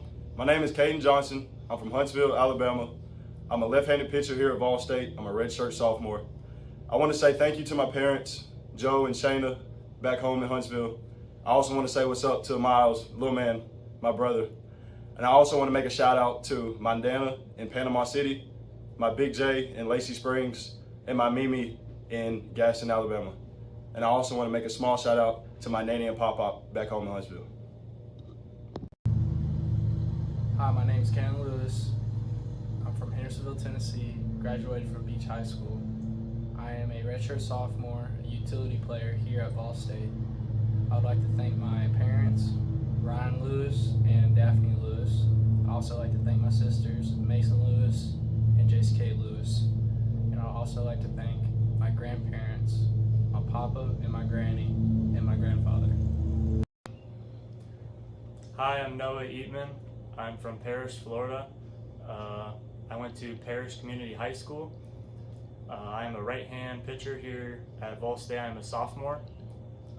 I will be attending Kaiser University in West Palm Beach, Florida, to continue my athletic and academic career.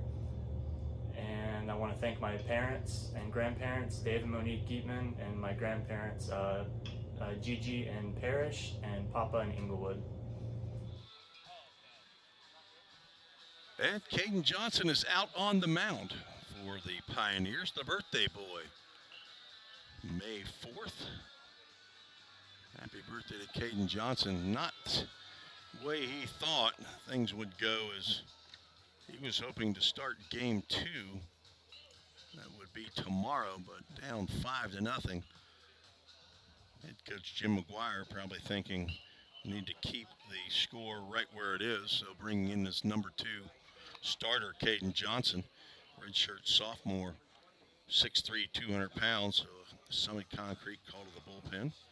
He's from Huntsville, Alabama, Sparkman High School, general studies major. He graduated. Son of Joe and Shayna Johnson, as he said, brother to Miles. Hello to Mimi down in Gadsden, Alabama, who been texting and emailing, and Big J in Lacey Springs, and Nana in Panama City Beach. Caden Johnson will face Tucker Allen, Drew Potts, and Grant Godwin. Caden Johnson, 3.80 ERA. Delivers the first pitch to Allen outside of the zone. Allen has walked twice, reached on a fielder's choice. He's 0 for 1. Swing and a miss on the fastball as Caden Johnson stepped on one there. Johnson 5-2 record, tied for 7th in the conference in wins. That's a deep drive out the left field. Back goes Hoover, and he will not be able to make the catch. It just lands over his glove, and Allen will pull in at second base. Johnson delivered a fastball there, and Allen was able to catch up with that one for a leadoff double by Tucker Allen. Second double of the game for the Bucks. Thought Hoover might have had a chance at that one, and just goes over his outstretched glove. Now Drew Potts will step to the plate. See if they'll try to bunt the runner over. That's a 6th double, at least according to the NJCAA stats for Tucker Allen. Potts is 0 for 3. Does not square around, and the fastball misses high and away. Johnson's 14th appearance of the year, 4th in relief. Does have a save. Also has a no-hitter, complete game, in 47 innings of work. He has had control problems as well, and misses with that fastball. Comes in with 47 walks, but he's 6th in the conference in strikeouts, 72. Only given up 27 hits in those 47 innings, but has plunked 9 batters and uncorked 13 wild pitches.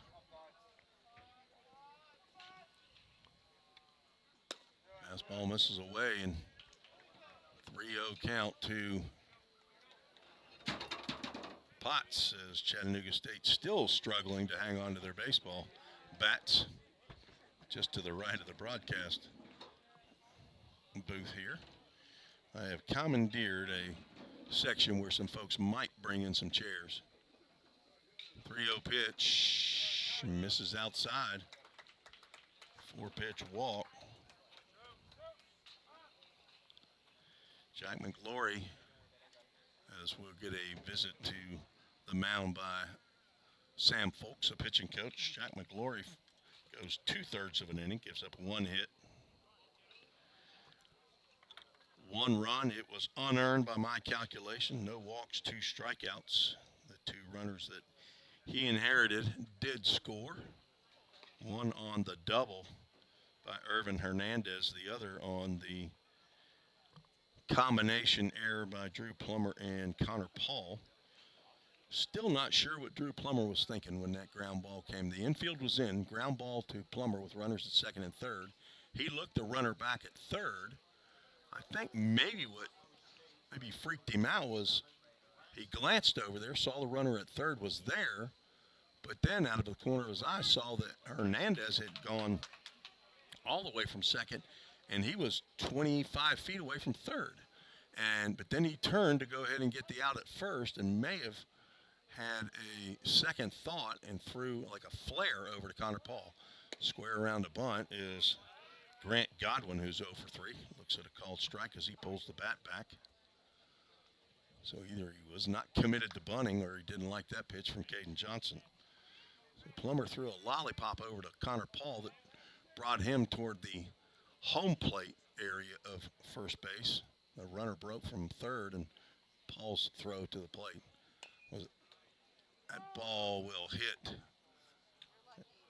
Godwin as he bunted it foul. It comes back up and hits him in the batter's box, so it is considered a foul ball. He's now down in the count 0-2.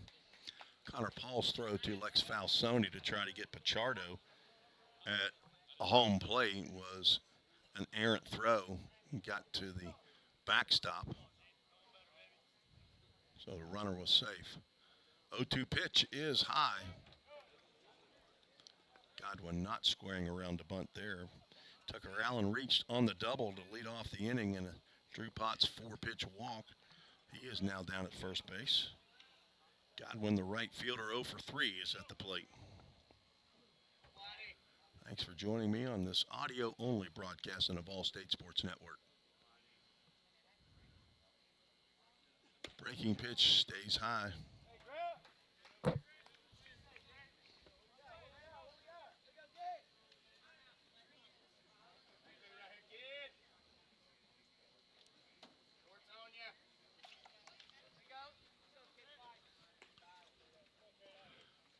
Five to nothing, Motlow State leads here in the bottom of the 7th, trying to play add-on. And the pitch, nice block by Falsoni on the breaking pitch in the dirt. Godwin did not offer, and will have a full count. Ministries full count.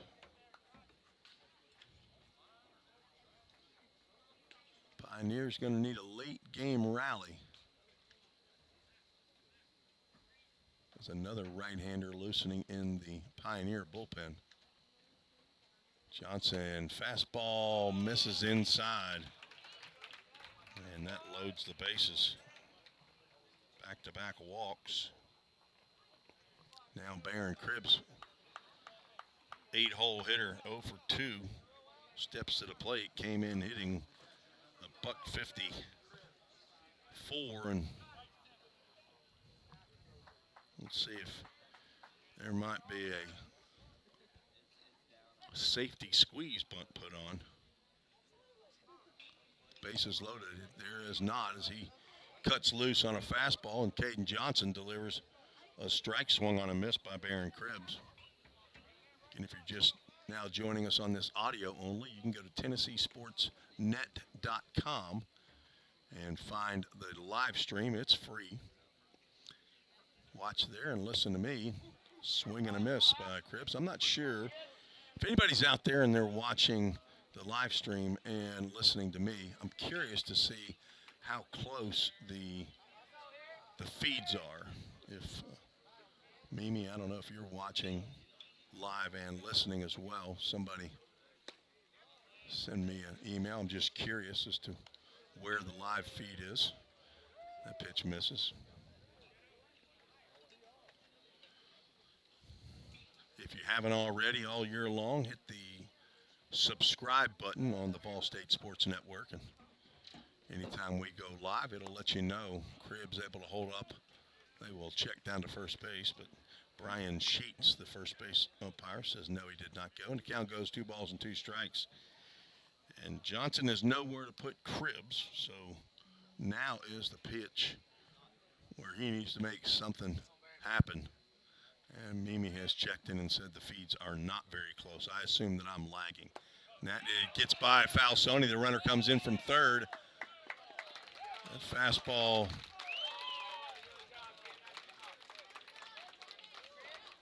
is low and away. I'm not sure what was going on. Falsoni almost looked like he was trying to come out of his stance. Almost like he was charging that ball. And ended up going off of his glove. So I think that's going to be a pass ball that scores Tucker Allen. Now it's bases loaded, or runners at second and third. Infield's drawn in. Still no out. That full count first pitch foul ball off the bat of Cribbs.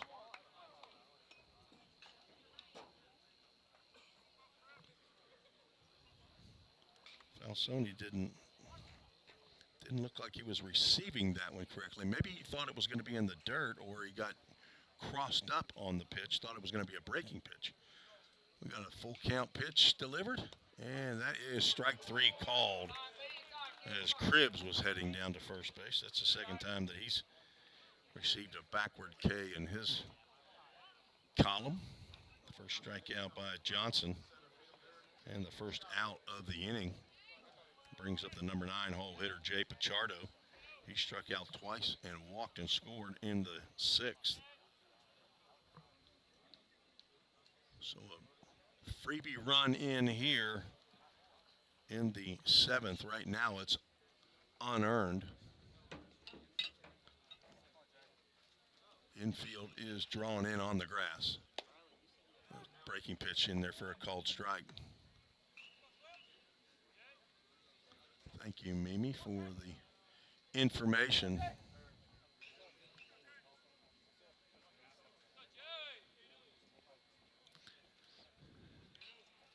I hope my broadcast isn't in a different inning. Breaking pitch down low.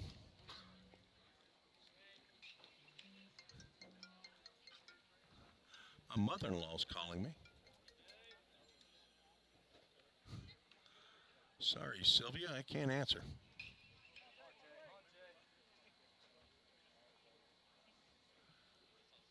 Pitch, Pichardo. They're going to say he swung. Larry Barnett. Pichardo looked as though he didn't even get the bat from his right hip. So I thought it was a strike on the call, but Larry Barnett, the home plate umpire, says that the strike is on the swing, and Pichardo down 1 ball and 2 strikes. Johnson delivers a fastball low and away. Count moves 2 balls and 2 strikes. Landon Luderman even with the bag at third base. Logan Molnar in on the edge of the grass at short. Plummer just a step off the grass, but he'll end up in the grass as the pitch is delivered. Connor Paul down at first base even with the bag. Jay Pichardo at the plate with runners at second and third and 1 out. Pitch, breaking pitch, there's a called strike 3. Caden Johnson has that breaking pitch working and got back-to-back backward Ks in the book. Now we move to the top of the lineup. And Irvin Hernandez has been a tough out for Vol State this year. I only have the 9-1 game, and he was 1 for 4 in that game, but he was on base 3 of the 5 times in that ball game. He steps to the plate here and looks at a ball. He's been on base all 4 times he's been to the plate in this ball game. Ball State going to need a comeback in the 8th and or 9th to continue their season. This is a play-in game. The team that wins this will get into the 2-and-out tournament as that pitch is fouled off. Hernandez back swinging on the right side of the plate, the switch hitter.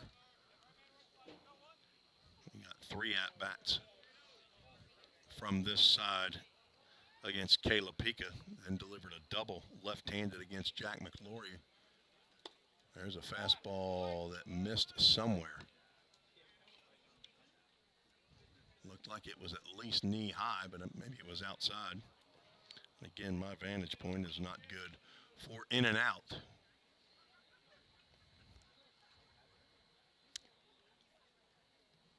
Two-one pitch, swung on a miss, and that gets by Falsoni. And another run's going to score. This one on the wild pitch. And Motlow State is up 7-0.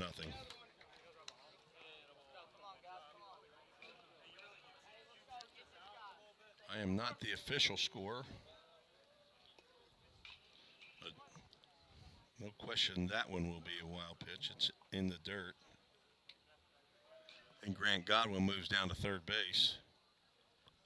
2-ball, 2-strike count to Irvin Hernandez. Time called for Falsoni to check and make sure that he's okay. We got a timeout. Falsoni's got some issues. He might have a broken, or he might have a busted up nose or something. He took that shot right in the mask, and his eyes are probably watering. That's what it looks like. May have gotten some dirt in it. Larry Barnett, the home plate umpire, goes out to chat with Caden Johnson, and he's back in his spot. Falsoni says he's okay and ready to go. Deuce is wild on the scoreboard. 2 balls, 2 strikes, 2 outs. 2 runs are in for Motlow State. And the pitch, another pitch in the dirt, and that takes Falsoni to his knees. May have got him in the throat. He went down quickly, but now he's back up, and we have a full count. Ministries full count. Falsoni taking a beating behind the plate. Son of Jerry and Andrea Falsoni. He's been a lot of innings behind the plate. And the pitch, rounded to third base, slowly hit. It'll be a foul ball, says third base umpire Booker Owens. Luderman gloved it. Probably would not have had a play at first base. Hernandez runs well, but I can't see the third base bag from my vantage point. I just had to look at the umpire, see what his call is. So Johnson back in the stretch for another full count pitch, and there's a ground ball. That's going to get up the middle for a base hit. Hernandez swung at a fastball high in the zone and delivers an RBI single. Motlow State wins it. It's an 8-run,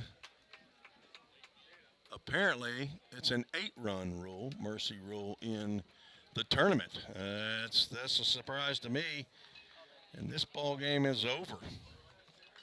They came out of the dugout. I'm looking down at my scorebook, and Motlow State has just won the ball game 8-0. And that ends the Pioneers' season. They fall to 20-26. Motlow State moves to 27-23. So Motlow State will move into the play-in, or the game 2 tomorrow at 1 p.m. to take on Walter State, and Vol State will head home and pack up their stuff, go home as Caden Alvey gets the win. Moves to 6-5 on the season. Caleb Pika falls to 1-7 on the season. Complete game for Alvey. The winning run knocked in by Irvin Hernandez.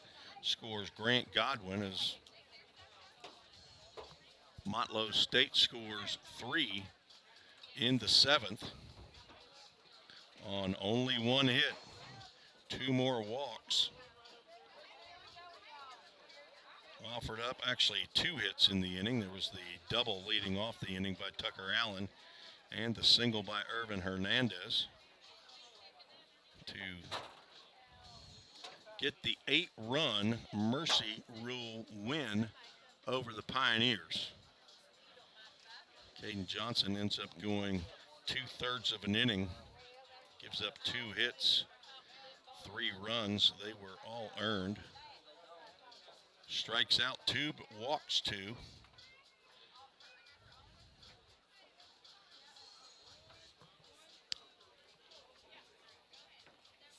And this game ends early, not necessarily early for the time, as we started at 4:39, had a little bit of about an hour and 3-minute gap. So the final time period is, let's see, 40, looks like 2 hours and 15 minutes to complete this one, as Motlow State wins game 1 of the play-in game. And the next game will be Jackson State taking on Roane State in the 7 versus 10 matchup. So this is the second time in 3 years Jim McGuire has been at the helm for the Pioneers that they have had to play in the play-in game.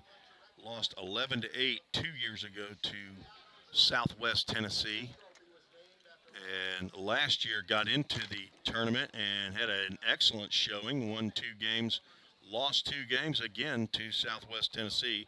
So this is the first loss for Vol State to someone other than Southwest Tennessee in the TCCAA conference tournament in the 3 years that Coach McGuire has been at the helm. Well, it doesn't look like we're going to get a player down here. We'll go ahead and turn the camera on and you can see me. I'm not going to cry this time. I'll say so long to the players maybe if I get to the player meeting. I'm not sure when that's going to be held, if it's going to be held tomorrow or Monday, but I guess this will be my second time to tell you, though, that this is the last broadcast of the year. I thought it was going to be my last broadcast last Saturday, but God had a different plan. So here I am back for our first audio only, and you do see I set up a camera. So I do want to thank you for joining me not only today, but also this year as well. Appreciated your support. Those of you that will be back next year, I look forward to seeing you and broadcasting your son's games, and hope you'll come by and say hello to me.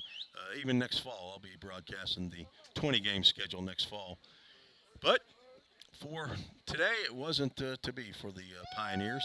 Vol State loses 8-0 in a mercy rule in 6+ innings against the Pioneers. They collect only 4 hits against Caden Alvey. No runs, 4 hits, had at least 3 errors on my book. Motlow State with 8 runs and 5 hits and no errors, as now the all conference players are being announced here at the tournament, but we won't be able to carry those. I'm sure it'll be carried on the live stream. So that'll do it for me here on this very first audio only, with the camera not pointed to the field, and I sure appreciate again getting this opportunity. So thanks to Katie Willingham, the athletic director here at Columbia State, for allowing me to broadcast. Tomorrow I'll be broadcasting Lady Pioneers softball. I think they play at 3 p.m. tomorrow afternoon. If you just want to hear my voice again, you can listen on the Vol State Sports Network. I'll be broadcasting right across the way. And some softball, as they are already in the 2-and-out tournament. Lady Pioneers ranked 4th in that conference tournament. So I want to say thank you. I do have our full count verse of the game. Find that in John 13:34-35. that says, and you've heard this from me already this year, it says, as I have loved you, so you must love one another. It's a new command I give you is how it starts. I'm sorry, a new command I give you. Love one another. As I have loved you, so you must love one another. They will know you are my disciples if you love one another. It's found in John chapter 13, verse 34 and 35. And I love these guys. I'm going to miss them. And appreciate you, the parents, grandparents, all year long, your support of All State Sports Network and support of me and them as you've watched and listened all year long. I say God bless you. Pray blessings upon you, that God will shine his face on you. And pray for good health for these players and all the families represented. For Athletic Director Bobby Hudson and Head Coach Jim McGuire, this is Tim Reese saying God bless you so long, and talk to you again real soon, sometime this fall, right here on the Vol State Sports Network. Goodbye, everybody.